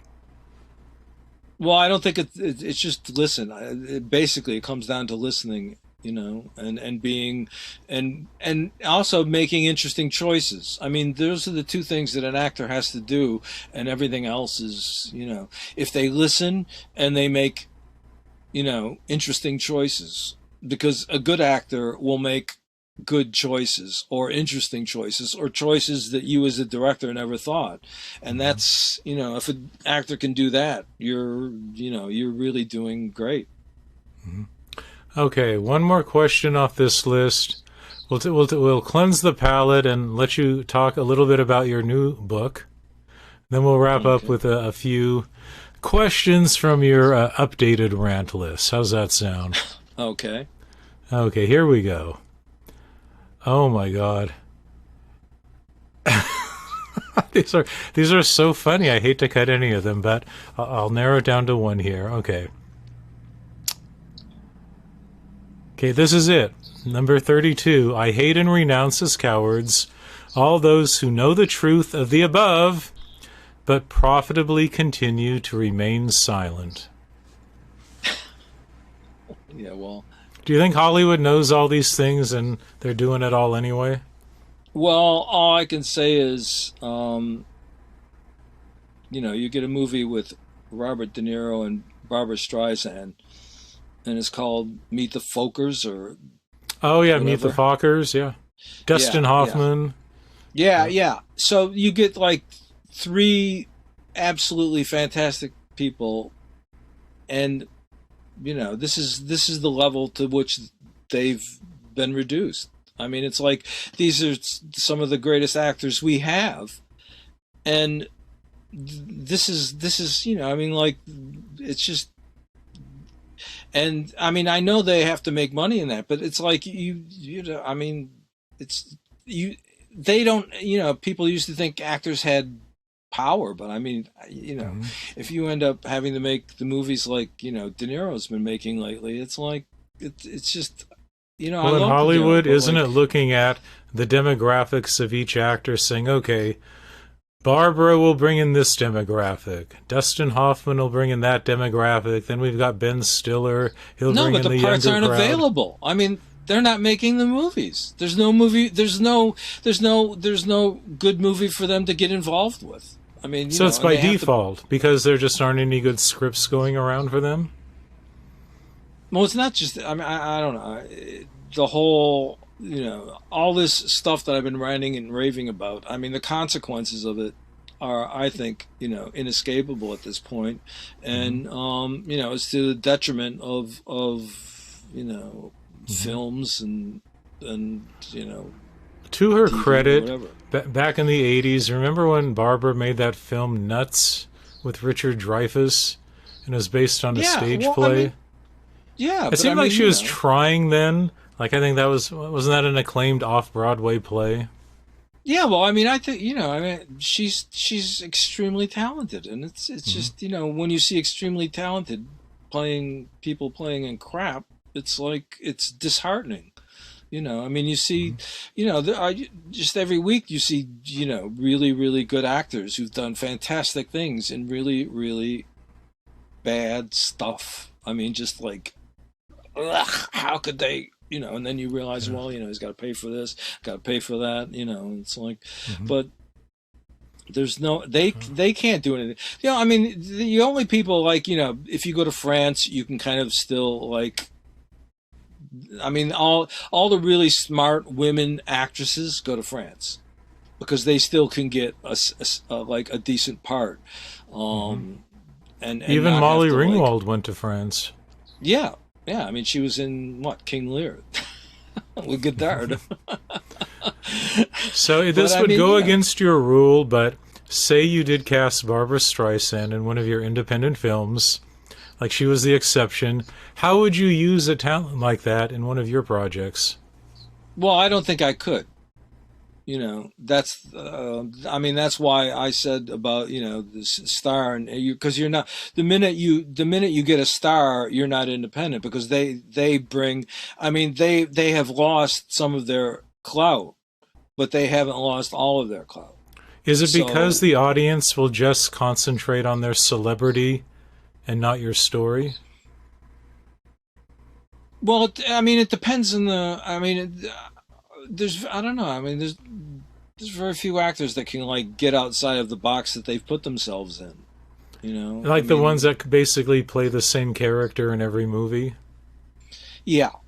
I mean, they while they know, they know. I mean, I've had even that with actors who don't have any reputation. I mean, they think they have a Hmm. reputation, and then they can't mess with. I mean, it's just like it's a horrible thing that they can't. Um, you Have you know. heard this quote? And I'm paraphrasing. I just heard it this past year. I'm sure it was by some famous director, but they basically say like a big celebrity actor or any actor really of note always brings to each new role, their whole career with them. So if you put Robert De Niro in your movie, he's still bringing your memory of Taxi Driver and Raging Bull. And so already you have to get past that to Well, accept him in this new role. You know what I mean? isn't that why he was cast in the Joker? I mean,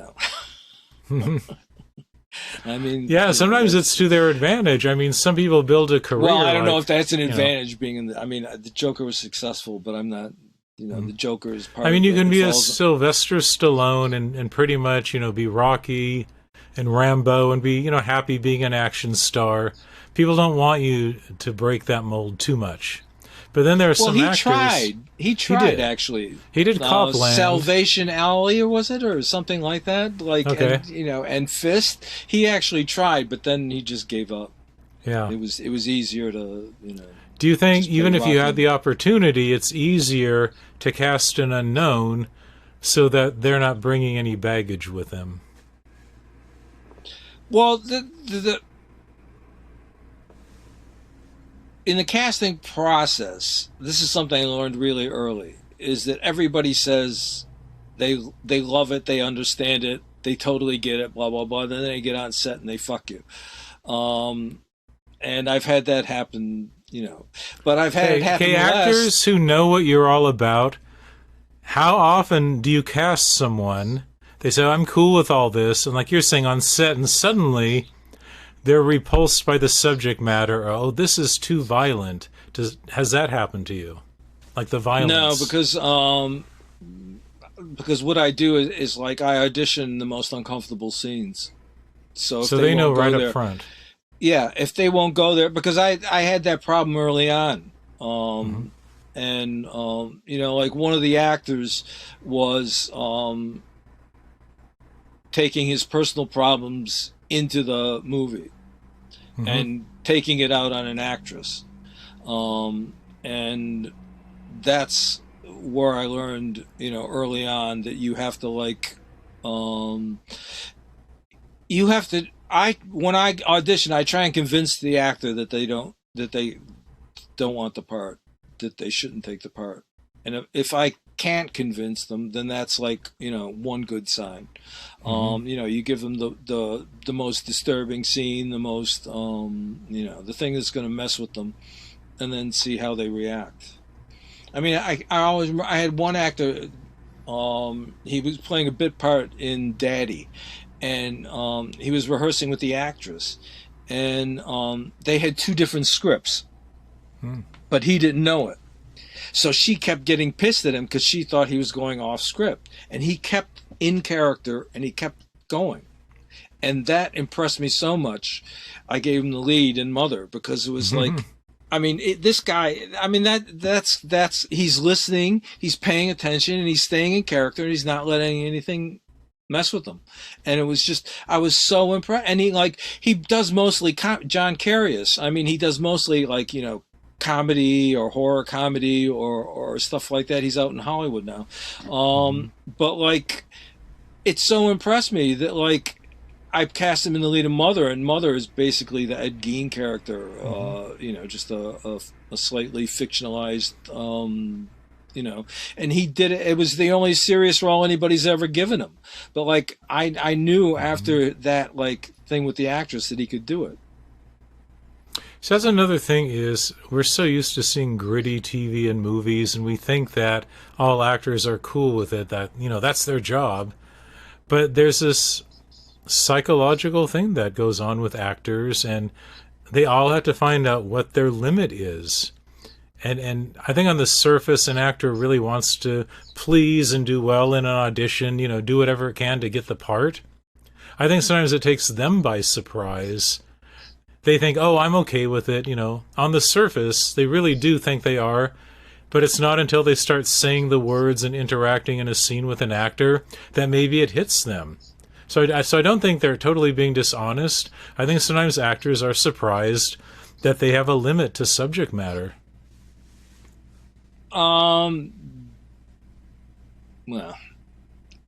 I think, well, first of all, you can't say every actor is different. So right. Sure. I mean, you just can't, I mean, the minute you think you have that answer, then you'll find an actor that's going to show you you're wrong. Right. So you just have to it's like, I look for the wince. I call it the wince. You go at them, and if they wince. And so I've just gotten better over the years at, detecting the wince. And that's the only thing. And that's such a subjective thing that I don't think there's any way that you can, it's just my wince test. And if I see the wince, then I know. And next.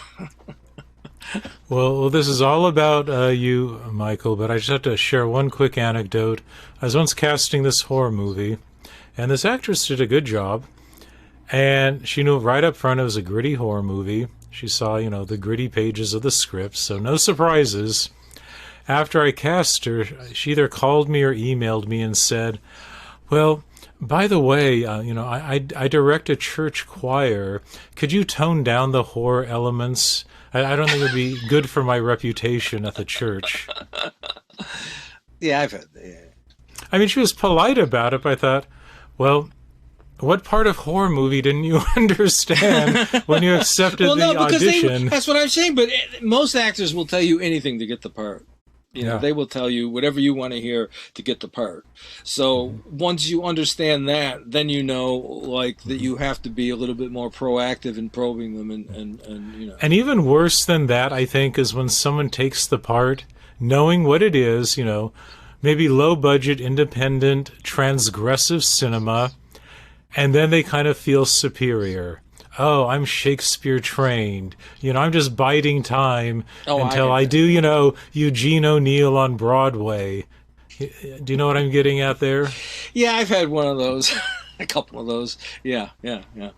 And all my thought is, well, first of all, you're going into it knowing what this is, but also, even if you aspire to something else, why not just have fun and say, this is a time in my life and career when I can experiment a little bit and do something that maybe I won't do later on in my career? Well, you know, some actors will do that, and others are just like, you know, I want the part. I don't care what it is, and you know, a part is a part, and But you can always tell. You were talking about that glazed over look. You can always tell when someone suddenly they're in the middle of it, going, "Oh my God, what have I gotten myself into?" You know, well, there's no food, there's no production assistance. There's just not all that, you know, hubbub on a regular film set. They realize, oh, I'm in some guy's apartment with two other actors, you know, and nothing else. I think some people need all that activity to feel safe on a set. They just want to see lots of commotion. well, I mean, like, you know, I think the more you do it, the more you can recognize like the tells that like you're going to have an issue. And Mm-hmm. if I get a tell, like, you know, I will, I mean, I've gotten rid of a lead actor like 2 weeks before filming because they just went over the line and, you know, that was, I just So, knew what's the that they were. most challenging time you've had? Like, have you ever had someone just drop out, you know, the night before? Or that's another thing with indie filmmaking. What's like been the biggest thing you've had to recover from? I had this woman that was like she was a really good actress, but she became like she was playing two parts in a movie, um, and she became like she was fine all the way until she got on set, and then she got on set, and she was the actress from hell, and Oh just no. like you know, and so she was so bad that like I had to like you know, I only filmed her as one of the characters because I couldn't deal with her doing the other character. Oh. But then you know, I had a script that like Hmm. it just left a huge hole in the script. So I had to. It took me a whole year to rewrite, reshoot, re. I mean, that's the worst thing that I've ever had. Um, And isn't that part of just the whole indie thing, though? Is sometimes you do use these catastrophes, and with your, you know, clever rewrites, somehow maybe make something better than you intended. I don't know if I see the holes. I mean, I don't, you know, Yeah. I mean, I think it would have been a better movie if she had been able to do it all. I mean, she was a good actress, and when you got her in the scene and actually doing it, she was good. I mean, not like okay, but she was actually good. Hmm. But just off the minute, you know, cut, she was just like, shit, Because I'm they're not coming in tomorrow. I'm not. It's just like, right. What's that old saying? One bad apple spoils the whole bunch. You know, one key person can really bring a whole set down. yeah, yeah, yeah. Or even people, well-meaning people. I mean, I had another guy actually in the same movie, and like the lead actress was like fantastic. She was like a singer from a Mhm. group, and but she hadn't acted that much, and she was just one of the best intuitive actresses I've ever had. And I'm shooting scenes, and things are going fantastic, and then we're shooting a scene, and like she's horrible and she Oh won't no. listen and she's Yeah. and like and then I found out like one of the other actors felt I wasn't giving her enough attention, so he was giving her attention and he was Mm. coaching her. Oh and God. Oh no. and like my whole thing is if someone's doing it right, you don't have to tell them anything, you just let them Right. keep doing it, you know. And then the minute I found that out, I just, you know, this guy could not be on the set, and I told him don't talk to her again, and you know. And then after that she was fantastic again, but like just Yeah. one guy trying to be helpful just, Hmm. you know, totally screwed up a really really great performance But see, that's for when you one learn how day. to direct. It's, you know, movie Well, after no, movie, it's you not learn these directing. I things. tried everything with her and it didn't work, and I'm like, what the hell is going on? But at And then least I you take that realized, knowledge to your next film. Every film is a new education. oh You yeah, learn yeah, something new with every film. yeah, yeah. And I mean, plus, you dealing know, with actors obviously is a big thing. If you're going to become a director, it can be one of the most exciting parts. But, you know, suddenly you have to wear these other hats, and part of it is psychology. part of it Oh, is kind of merging different personalities together on a set? oh yeah, like how you get disparate actors to like fit. That's the biggest challenge. Like everybody's got their own different. Some people are good in one take. Some people need 10. Some people like to improv. Some don't. I mean, that's the biggest. Getting them all to like be some kind of cohesive in the same film is the hardest. To feel invested, even though they may not be getting a lot of perks, to really feel some ownership that they want to see this succeed. Well, that all depends on the actor. I mean, they all, They either come with that or they don't. they all have their own shtick, and you have to figure it out as soon as possible. So what tone do you set on your sets? By the way, I think my lighting is going in and out. It probably has the whole time, but anyways, it's not a strobe light in the background. I'm trying to see. Anyways, so what tone do you establish on the set of your movies? Are you a calm director? Are you high energy? What would you say? Yeah, I try and be like I try and do as little as possible. I try as hard as possible to set up a situation or an atmosphere, and then like just Are you soft spoken? Are you laid back on the set? Yeah, for the most part, unless things really like I'm a little bit more harsh with the crew. Because the actors I'm much nicer to than the crew. I'm very exacting with the crew, and with the actors I try to be very like hands off and. And this might be controversial. Everyone says indie filmmaking. Number one, feed your cast and crew. Have lots of food. Oh yeah, that definitely. But I have to say, I like the gesture of it, so they know they're being taken care of. I think it's counterproductive. I think when people eat, then it's like they want to take a nap. It's like Thanksgiving. That's the hardest thing. The hardest thing is to get everybody back after the meal. That's the hardest part. I learned that very early shooting. That like the hardest time is to get people back after a meal. Tell them to eat a big meal before they come. No.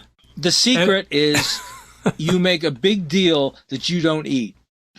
There you go.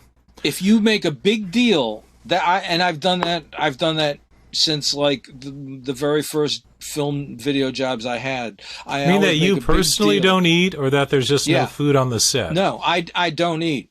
Okay. I don't. They know that I don't eat lunch, or I don't eat dinner, or I don't eat. So it's easier. You can guilt them easier if you don't eat. I like that. It's not, because you get sluggish after you eat. I think you just use the food as a reward at the end of the day when it's a wrap. Then say, okay, your reward. Here's some food. Have a bite before you go home. Well, some actors can't deal with that. I mean, I wouldn't do that, but it's this weird psychology. The set is not a place to eat. It's a place to focus on your performing. Well, unfortunately, they're human beings, and it would be nice if they were behave the way you want them to, but it's a very tricky process. You should only cast and crew who are intermittent fasters, or like people who eat one meal a day.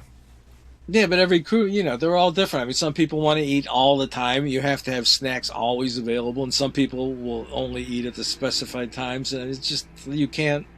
Just one big pot of coffee all day. Just yeah, right. Nothing else. Or a jug of Coca-Cola, and But I mean, I learned. I mean, I don't know. In New York, especially, you have to have like there's the healthy eaters and the junk food eaters. So I always have to have two kinds of food. One for the health food and one for the junk food. You have to have it, but I would say even an actor, like if they're training, I would just tell them in, acting school, don't go to set looking to eat. Don't distract your performance by, going to the snack table. Anyways, that's a personal pet peeve. Anyway, so you're writing again. Is this like a nonfiction book you're working on? It's actually a graphic history of European colonialism called The Disasters of Colonialism, and it's 700 pen and ink drawings that I'm doing to illustrate the book, and then using firsthand quotes for the. I'm trying to write as little as I can, and just most of it like quotes from the people who, because back then they did horrendous things and they were proud of it. So it's very, you know. So what got you interested in this? Well, you know, like I said, I've always been interested in evil, and I always thought that you know, the Nazis were like this like benchmark, and that, you know, people always were saying that they were like this aberration. And basically, I always thought that that wasn't true, that they were just a continuation of our culture. And I read this black poet, and he eventually became president of his Caribbean country, Aimé Césaire. And he said, there isn't anything the Nazis haven't done that Europeans haven't done to people of color during the colonialization of the world. So I said, now that's an interesting thing. So that was the impetus to like start my book and look for this. And sadly, he's right. So it's just. So what kind of research is going into this? Well, I did about a year, you know, like a very like haphazard kind of like looking, because most of this stuff isn't in history books. You know, it's out there somewhere, but it's not. So you really, and I had to have like pictures of it, because I'm like redrawing a lot of the old illustrations. So I had to find pictures of it. So it was like looking on the internet, but the interesting thing was that it was like so non-linear that it would take you in directions that you would never, you know, think of. So like, you know, you look up like, you know, British atrocities in Africa or something, or you know, things like that, or like when Stanley was going through Africa, he had an Irish guy who was a Jameson hair, and he seemed to he paid to have a he didn't realize it at the time, but he paid these guys, and they like cut a girl up and ate her. Oh my God. And then he drew pictures of it. Wow. So it's like, you know. So what's the scope like, you know, time-wise? What? Well, Christopher Columbus, he starts it, and then we go up to Northern Ireland in the, you know, not too distant past. Okay. Because what happens is that you see... Yeah, anytime you think that it might be released, is it just in the early stages? Do you have a publication Oh, no, I'm date? like 500 of 700 drawings through. So I have 200 more drawings, and then I have to put the drawings together with the text. So I don't know, you know. So it's going to be very visual, this book. Yeah. Okay. Mostly pictures. And is the artwork going to be like your website art, or is this a different style you draw in? No, it's not. Here's, let me. Got a little sample there. Yeah, can you? Oh, wow. That's very gripping. So that's the kind of, you know, stuff. And what do you, is this just pen and ink? What's your well, medium? It was like a complete reaction against digital. So like I have one light, pen, ink, and paper, and that's it. And you know you can't make mistakes, because it's India ink, so you can't erase it. So you can't undo, you can't erase. So that's why I like it, is that it's so not digital, even though I use the internet to get all this stuff and you know, draw. It's like your linear editing. You have to make each little cut count. Well, I used to be a painter before I became a video film person. So, you know, there's a rich history of directors, especially filmmakers, who started out as artists and painters. They say it's actually a good discipline to start in, because it translates to the visual sense of filmmaking. Well, the problem is that, you know, actors. Right. You're not good. You're terrible with actors. So that's the hardest, you know. Maybe you can move into animation. No, I don't want to. That's Well, too much. That's too technical, actually. I mean, because you have all the in-betweeners and all the other, that's stuff. true. A whole other set of problems you're going to Yeah. exchange. And is there a proposed title to the book? Disasters of Colonialism. Okay, very good. Sort of a takeoff on Goya's Disasters So it's of War. It's 2021, so maybe early 2022 it might be coming out. Yeah, it's 22. If I don't know. I don't even know if anybody's interested in it. I mean, I just like. After they hear this interview, there'll be at least 3 people interested. I don't think any literary agents are watching this. Unfortunately, I don't mean to like be. Well, I think just critical, but just the ambitions of your illustrations alone, I think, will get people interested. Well, I hope so. That's a lot of illustrations for one book. Yeah. Okay. Well, I'm but excited. I want like a comic book, but not kind of. So right. Who knows? Maybe it'll be turned into a graphic novel. Well, that's the thing. That's the way I'm trying to like get it made. Is that it's like a graphic history as opposed to whatever. See, I can. Now that you say that, I can picture that having a market. So Well, maybe. I'm rooting for you. Okay, so 16 years after your first rant article, you did a new one, September 2015, which not that long ago. And this was actually, you had 33. Let's pick. It grew. Let's pick 5 to wrap this up. But I'm especially curious, like in that time, did your ranting intensify? Were you a little more lenient? What motivated you 16 years later to add more to your list? Well, I just saw, I mean, everything that I said got worse. So it was just like, and then there were new, that all the things that I was like offended with or didn't like got worse, and then the consequences of a lot of them became more evident, and like the results of this became. Well, by the time this came out, YouTube was in full swing. Yeah. Obviously, our reliance on the internet, digital technology, digital filmmaking, but also this new whole world of streaming and Netflix. And so before I choose a few, pick one that you think really, what was, your most potent one here. I'll let you pick the first one.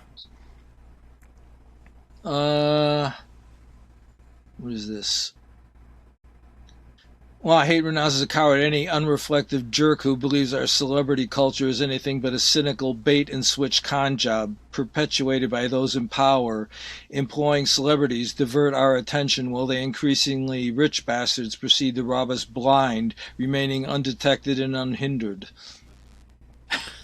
And even since you wrote that, our whole idea of celebrity has changed with Instagram, YouTube celebrities. It's like, and it's taken away from connecting celebrity with a skill set. Well, I don't think it ever was. I think like the Warhol kind of celebrity. We all get our 15 minutes. When film started, celebrity was a marketing tool. Just manufactured. Yeah, I mean, like back in the early silent days, they knew it.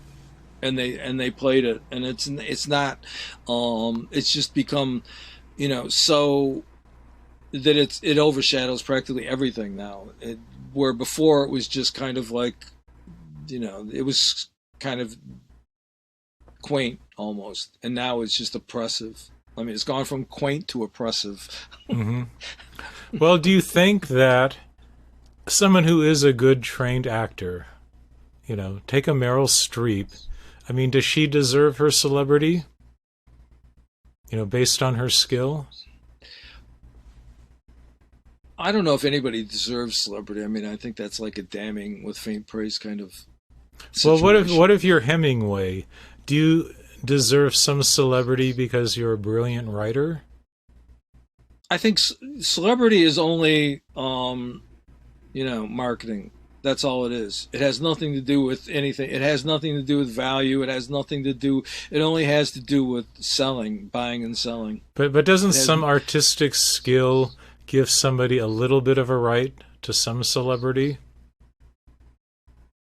Like if you're Pavarotti, you've got a skill that very few people have, and you've trained and earned that. Doesn't that give you something? Yeah, but I don't, I mean, whether you want it or whether you get it or whether whether you deserve it or, it's all, Do you think it's part of more. what makes the whole celebrity so not distasteful, but just fan worship? The extremes people go to idolize celebrities, Yeah, which but maybe that's the part, no, but celebrities aren't, encouraging, but the fact that people's lives get so wrapped up in a celebrity. that's part of making you not think. I mean, that's why I don't like fans. I don't want a fan. I mean, a fan doesn't think. I mean, who the hell wants somebody that doesn't think? I mean, like, Hmm. I only want people, I've got two fans maybe, I don't want a fan. I mean, if a fan doesn't think, they just follow. It's like, I don't want a follower, Hmm. I don't want anybody that follows me. Who the fuck should follow me? I mean, I want somebody that thinks for themselves. I don't care. And if they hate me, then that's fine because they're thinking for themselves. I don't want that. And all that does is make people dumb. They stop. It Yeah. stops. It stops you from think. Our whole culture is to get you to stop thinking, and just follow. And that's Is what there people is there do. a healthy thinking way to appreciate art that doesn't go off this deep end? Well, art is yeah, but art's totally different from celebrity. Well, not Well, just totally say, well, different. saying you as a filmmaker, you don't want fans, but how can someone appreciate your films without it going to this level of blind fan worship?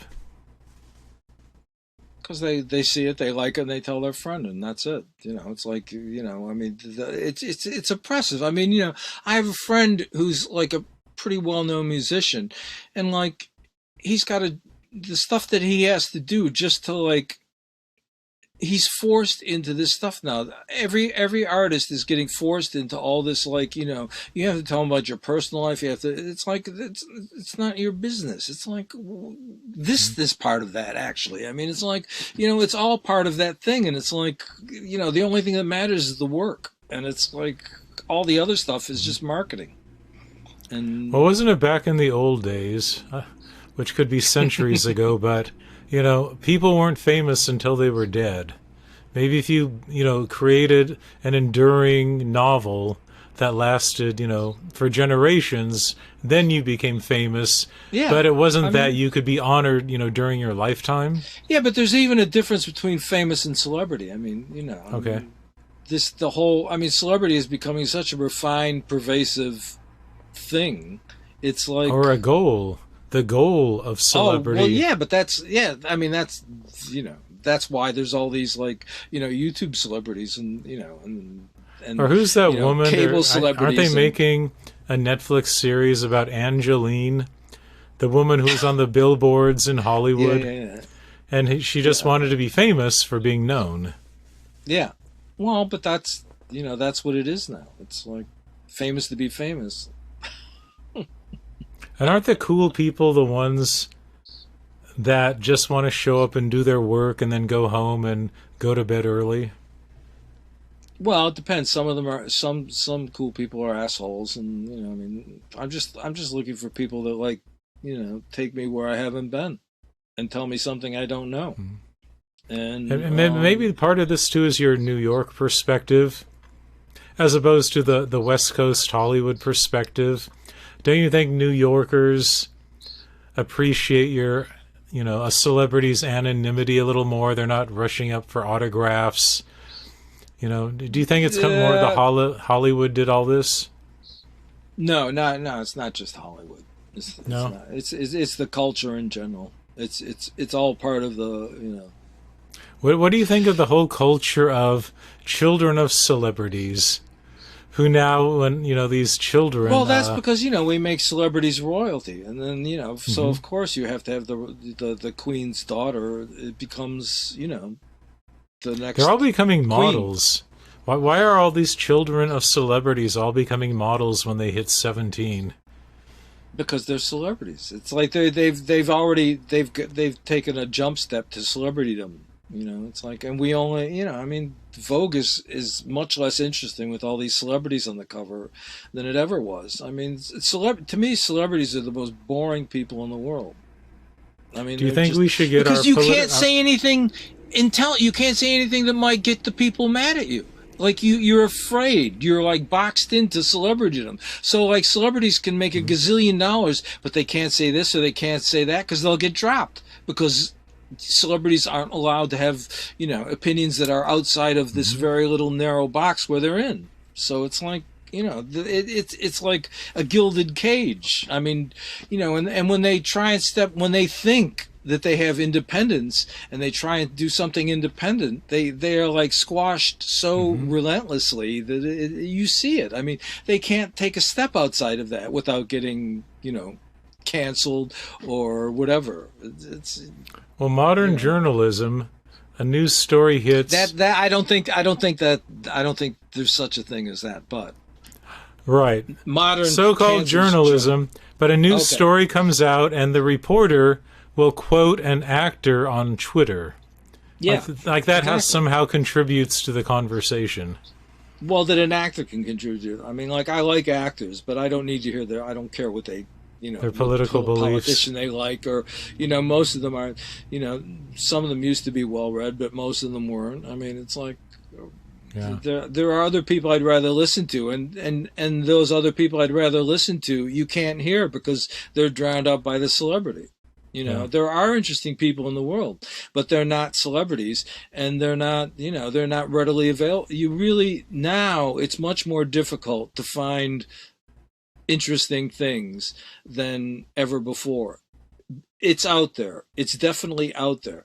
I mean, when I was getting DVDs, I mean, sometimes I would have to go to Russia or China to get a DVD because Americans wouldn't produce it.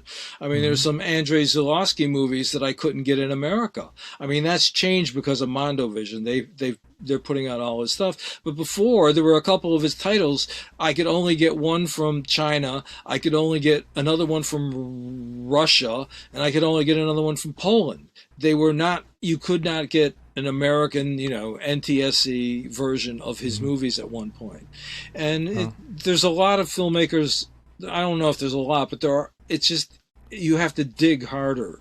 It's there, but you have to dig harder. And they don't want, you know, and the whole world is set up to make it easy. So if it's easy, it's probably wrong.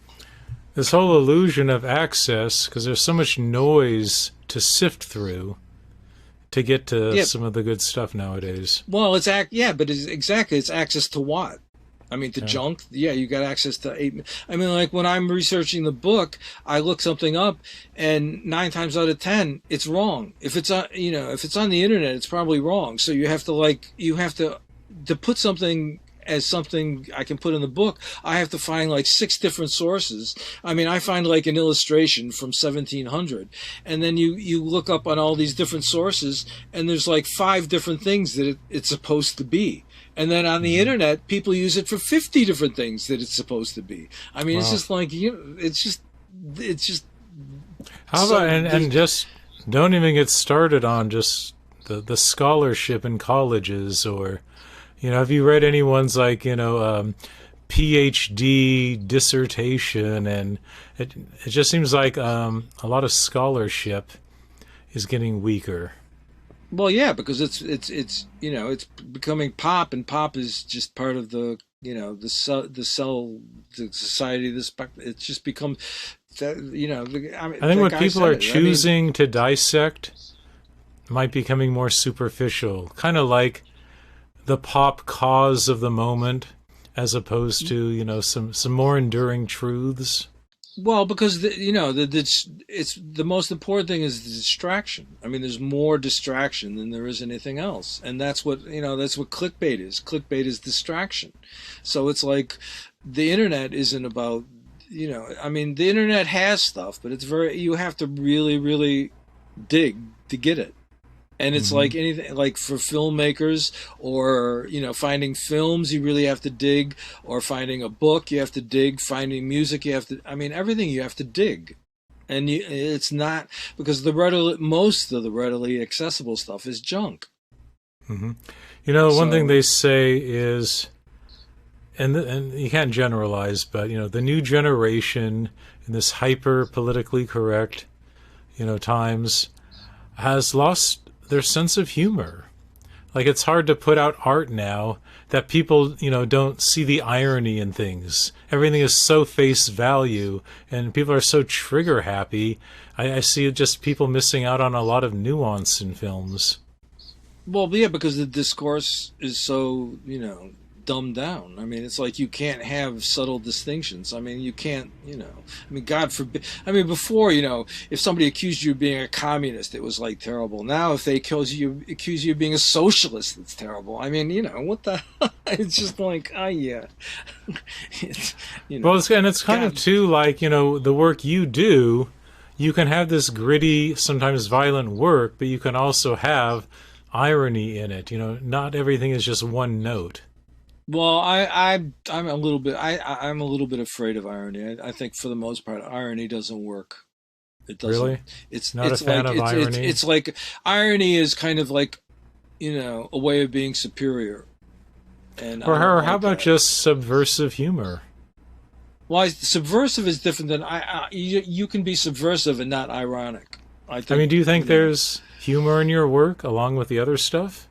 Oh yeah, but most people don't see it. I mean, like I have like a very dry sense of humor, and most Americans don't get it. And my wife's family is English, so when I'm in England, they kind of get it. Mm-hmm. But most, it's very dry. Because that's another thing, that if you've got that talent, for dry humor or subversive humor, you realize once you put it out there that, oh my goodness, a lot of the public will not understand it. Oh yeah. I mean, I don't think anybody sees the humor in my films. I mean, I think it's there, but I don't think very many people see it. Yeah. But, all right, a couple more, and then we're going to wrap up, because it must be sundown, if not like a blizzard where you're at right now. Is New York snowing? It was. It stopped. We have a respite.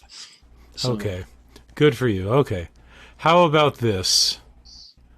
I hate and renounce as a coward any actor or actress who spends more time at the gym than in acting class. Well, all you have to, I mean, like, the movie, the humorous movie I would like to make is called Models with Guns. And if you basically, I mean, that's what television is. It's models with guns. And Charlie's Angels. They spend, well, I mean, but that's just proliferated. I mean, it's just like everything is like that. I mean, like, you can't, I mean, if you look at the old Hollywood movies, they had mugs in them, they had these like, these faces like, you'd meet them on the Bowery or something. Now, and I know this for a fact because I tried to cast people that weren't, I had a specific thing in a casting notice saying non-model types, and all I got was models. Mm-hmm. It's just like it's because it's like everything is this like they want this like airbrush dream world baloney, and that's the everything that's what's happening. We want airbrushed perfect. Mm-hmm. That isn't perfect, but pretends it is. So because it dumbs you down and makes you buy more, Yeah. So. But as an independent filmmaker, a gritty character actor is just gold.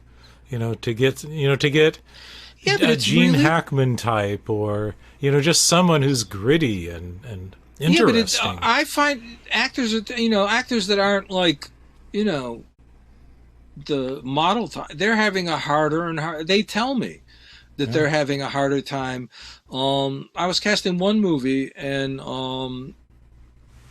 there was an actor, and he came in, and I sort of liked him. And I saw on his resume he had the Living Theater. Do you know Living Theater, like Julian Beck, Judith Malina, and well, they were like a very very radical out there theater group. And this guy was from the Living Theater, but his headshot, he looked like some bubbly sitcom guy, and he told me, my agent told me, this is what sells, and this is you, and it's hard to. But one thing that people don't realize, if you're casting and you're looking at dozens of headshots, you quickly forget almost all of them.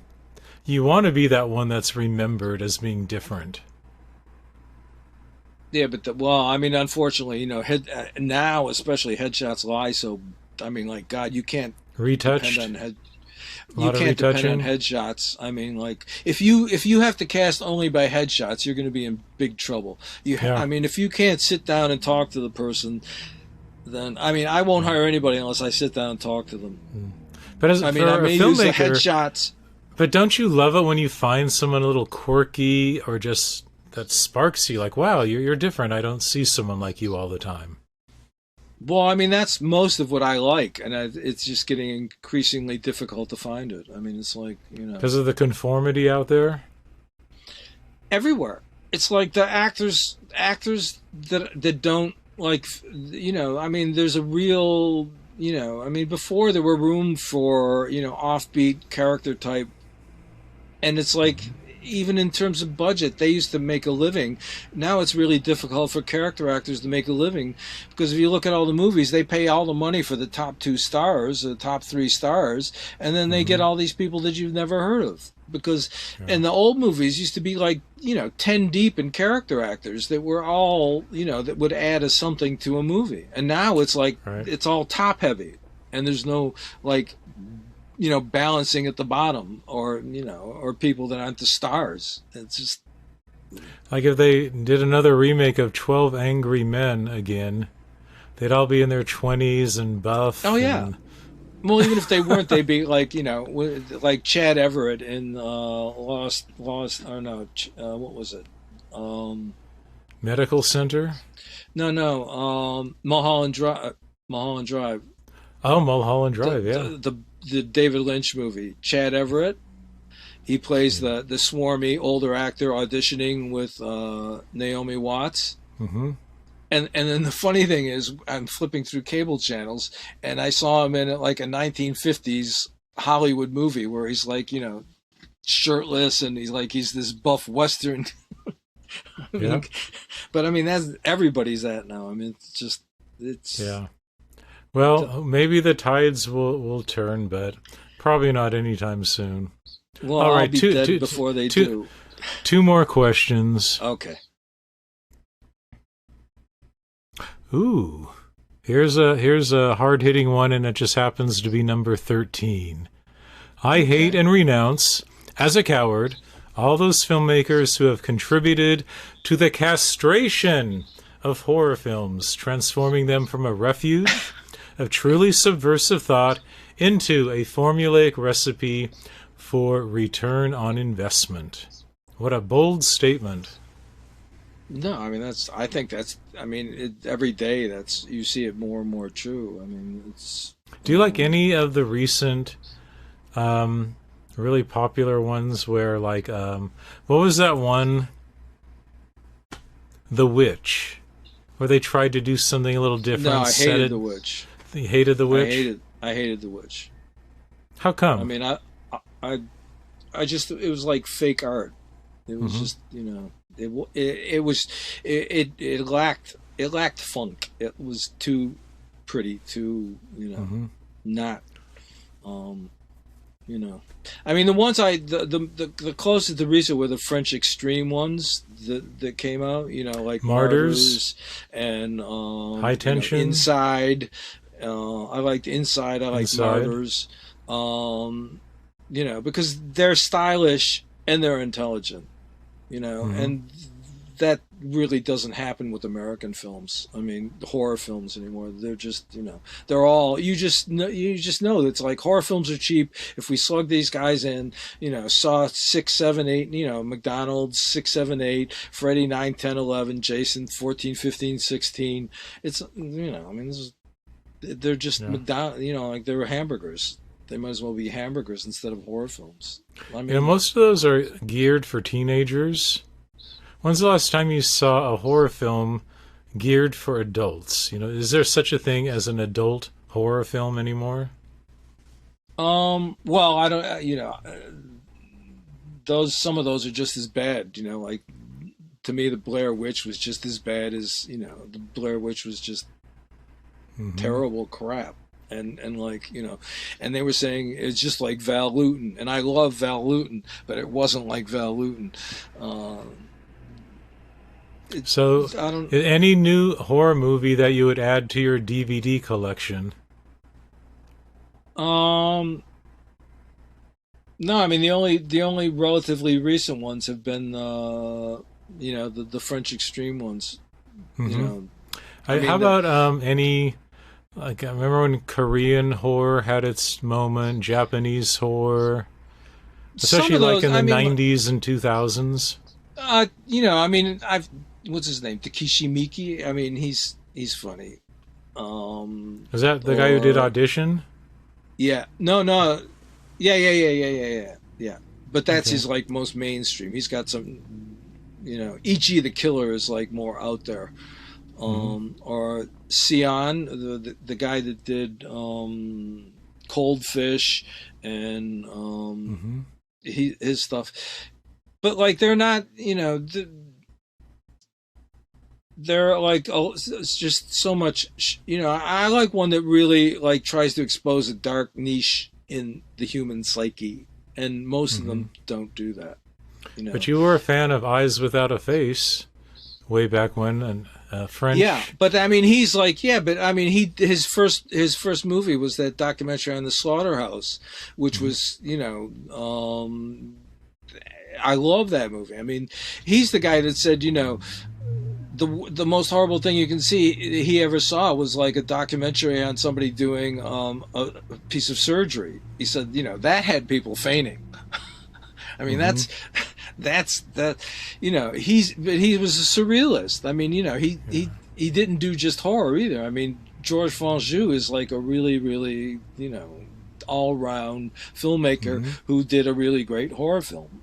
And those are actually more interesting than people who are all around, and they once in a while do, like Zulawski. I mean, he only did Possession, as a horror film, and it's great. And Are you a fan of just the original Psycho? Yeah, I like the original Psycho. Yeah. Because they say that Hitchcock embraced, what was going on in French films of the late 50s. What was that one? Diabolique. Diabolique really influenced him. Yeah.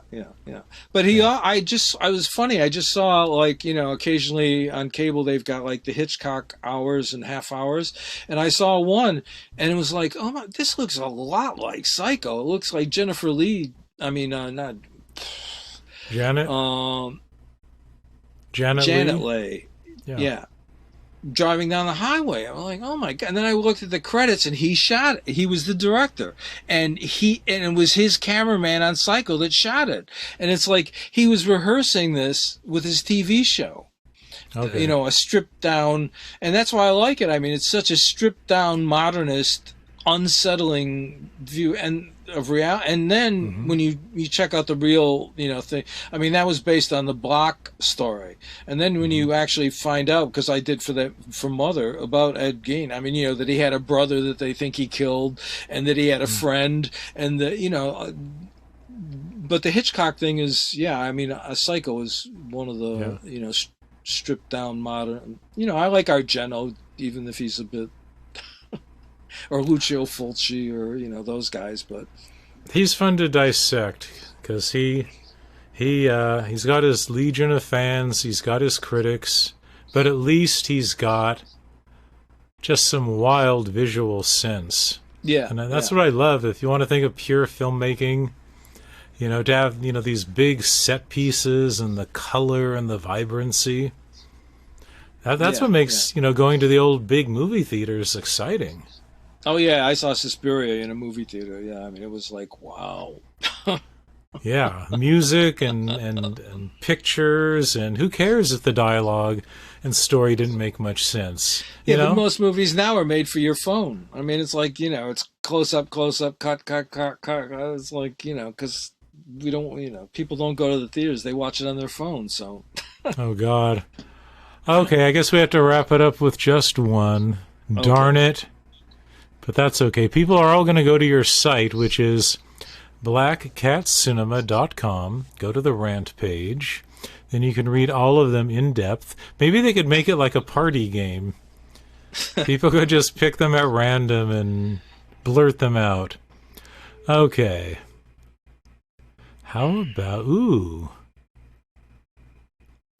Okay, then this is one that I was very surprised... But let's just do it. Number 19. I hate and renounce as a coward anyone who doesn't believe there is a direct relationship between the pervasive depiction of torture on our movie and TV screens and the systematic use of torture by our government.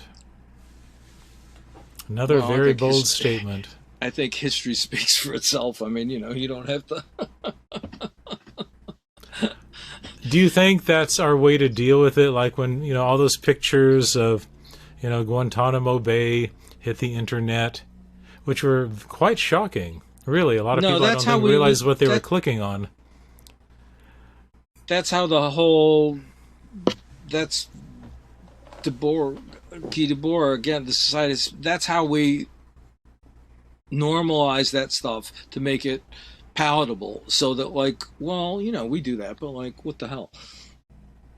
Do you think our government uses torture way more than the average citizen realizes? All governments do. I mean, that's going through this book, it's they all do it all the time, and they're all really nasty bastards.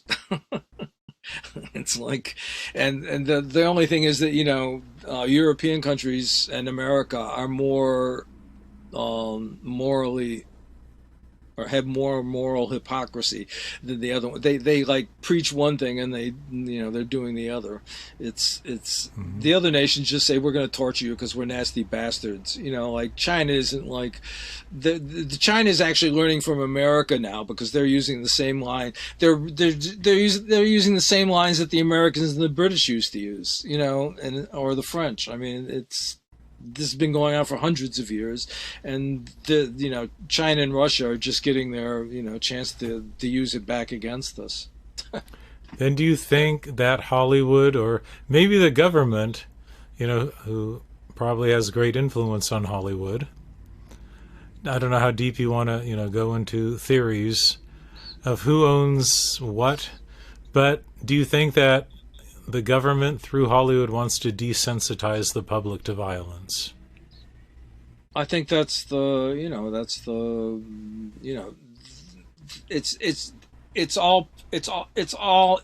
comprehensive thing, and it's been going on for a long time, and it's only, those guys were saying it in the 40s and the 50s and the 60s that this was going on, and no one wanted to believe them, and it just it gets ramped up, and we're just now getting to the point where it's so hard not to see, but we see it, but now we're because we've been so, the process has taken 30 years to get us to go, oh, somebody's getting tortured, okay, next, let's go. I mean, or it'll get the most clicks when there's a school killer or something. It's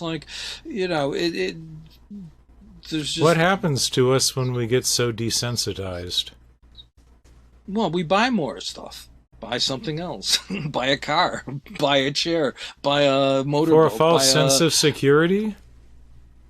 Yeah, if you buy something, you'll have a sense of security. That's why the whole point is to buy something. So the more you buy, the more secure you are, and the less you think, the more secure you are, because you'll buy this stuff. I mean, none of that works, and the suicide rate and everything is up, and there's more alcoholism, blah blah blah. Well, do you think a frightened population is going to be more obedient to their government? Do you think that's part of the end game, is keep this low level of anxiety and fear? Are you talking about Republicans? No, I'm just talking in general. Do you think just having a low level of anxiousness in society and just some maybe nagging sense of fear keeps people maybe more dependent on their government?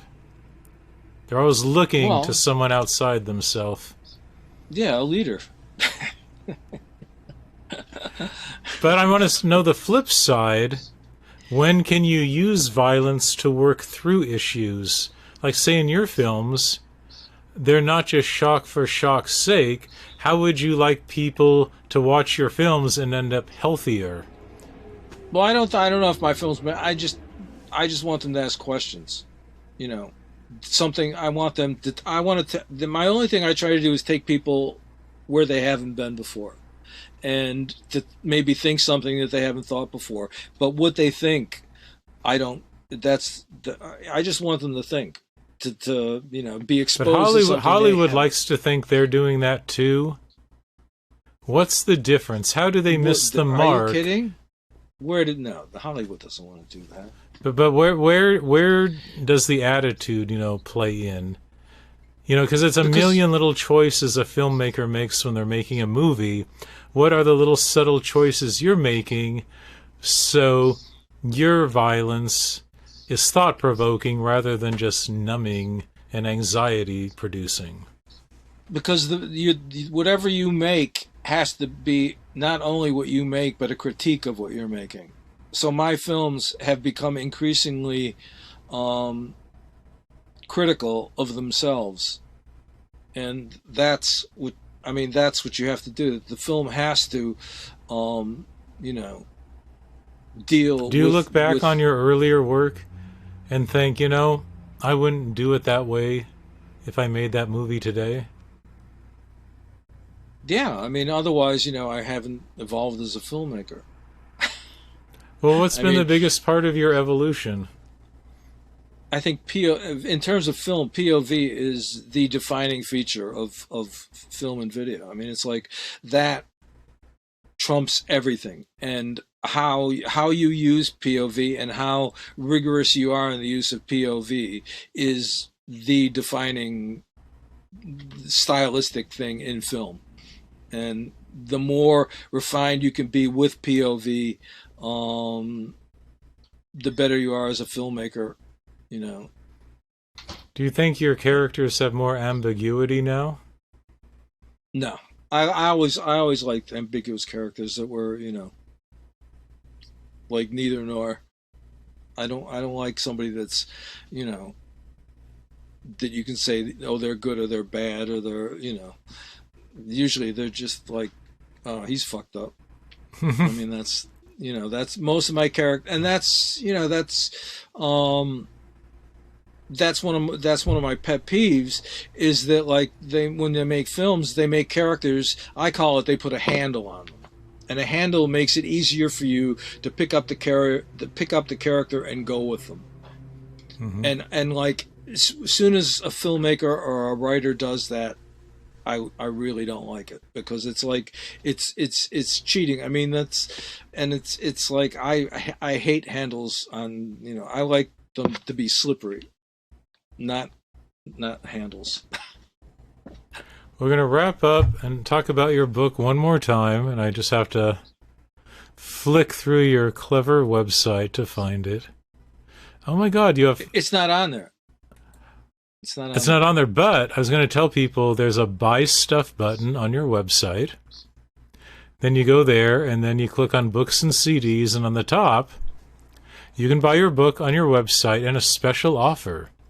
Yeah, you can get the 6-day horror movie autographed, plus the Daddy DVD together as a package for $49.99.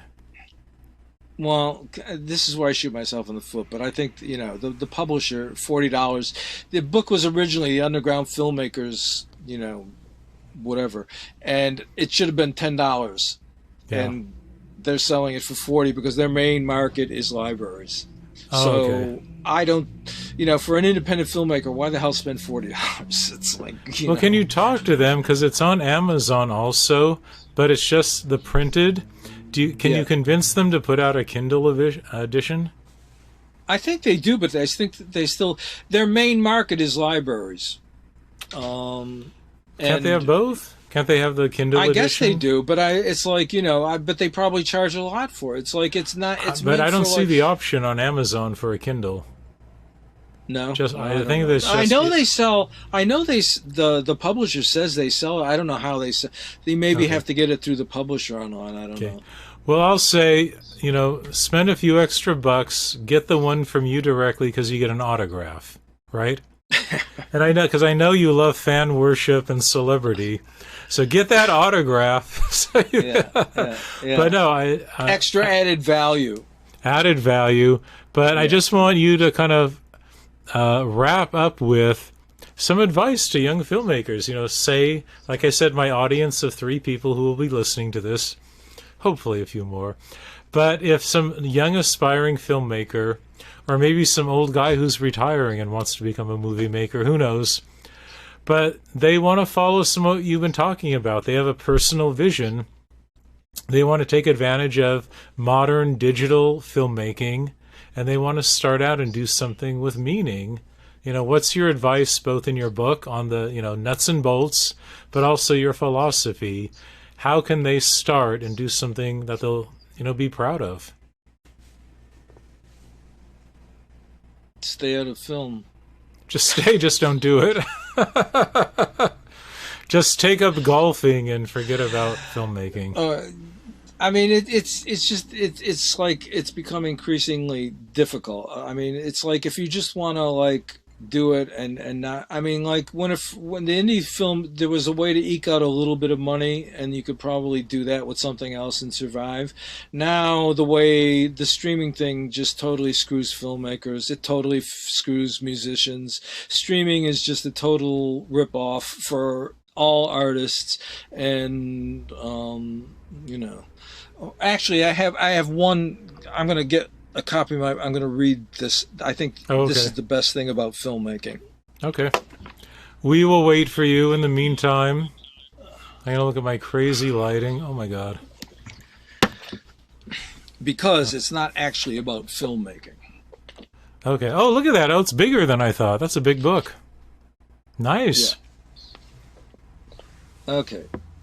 So before leaving, I'd like to invite you to look at my website, blah, blah, blah, and a few words of encouragement from the French poet Stéphane Mallarmé. For what is relative immortality, especially since we are often immortal in the minds of idiots, compared to the joy of looking on eternity and enjoying it within ourselves while we are still alive? Wow. Enjoy it. You're still alive. You've got this big book, but do you have some more movies in you that you want to finish while you're still alive? I don't know if the world is going to cooperate. I mean, I have a very arty-farty one that's Barbara Payton and Simone Weil. Simone Weil is this French communist philosopher, and Barbara Payton is this Hollywood star who became a $5 a pop prostitute on Hollywood. And somehow I think their lives are related. So that's what that film is. Interesting. And it's supposed to be shot in L.A., London, and New York. So right now that seems like a very far... Or there's one about a woman who is a serial killer, fanatic, and she decides that she wants to be killed by a serial killer. So she searches for a serial killer so he'll kill her. That sounds kind of timely. That sounds very plausible in this day and age. Yeah. Well, oh my God. Those are the only 2 things I've got, Well, when you hold and mostly the book. For these, I mean, the book is going to, I got another year with the book, so... And the book. So I think it'd be so cool when you do auditions for your next films is if you have a camera behind you so we can see you, the actors. I would just love to see your whole audition process. Well, it keeps changing. I mean, the last one, because of the internet and everything, I mean, it was just totally different than I've ever done. Because just remote? Did you do it on Skype? No. I had some send them in remote. I mean, most I ended up, because I have the apartment in New York, so most of the actors I get are based in New York, so that's how. Audition tapes. The thing an audition tape cannot do, you want to see how the actor responds to your direction during the audition. You can't do that if they just send you in a pre-recorded tape. No. That's, well, I've never cast anyone for a pre-recorded tape. Good for you. Well, again, what was that other video that I want you to post? That early one you did? Oh, our toe? Yeah, the private one for me that'll self-destruct after 7 days. Okay. Well, Michael, I appreciate you being here. Michael DiPaolo. Oh my God. See, like a week ago, I barely knew your work, and I immersed myself. And I know you don't like this fan culture, but I think it's cool to discover someone like you that maybe you didn't know of before, and to see like there's this whole body of work, this whole guy that's had a career doing something that I think is pretty darn cool. Well, like I said, I guess it didn't make it into the program, so I'll say it now. I'm rising into obscurity.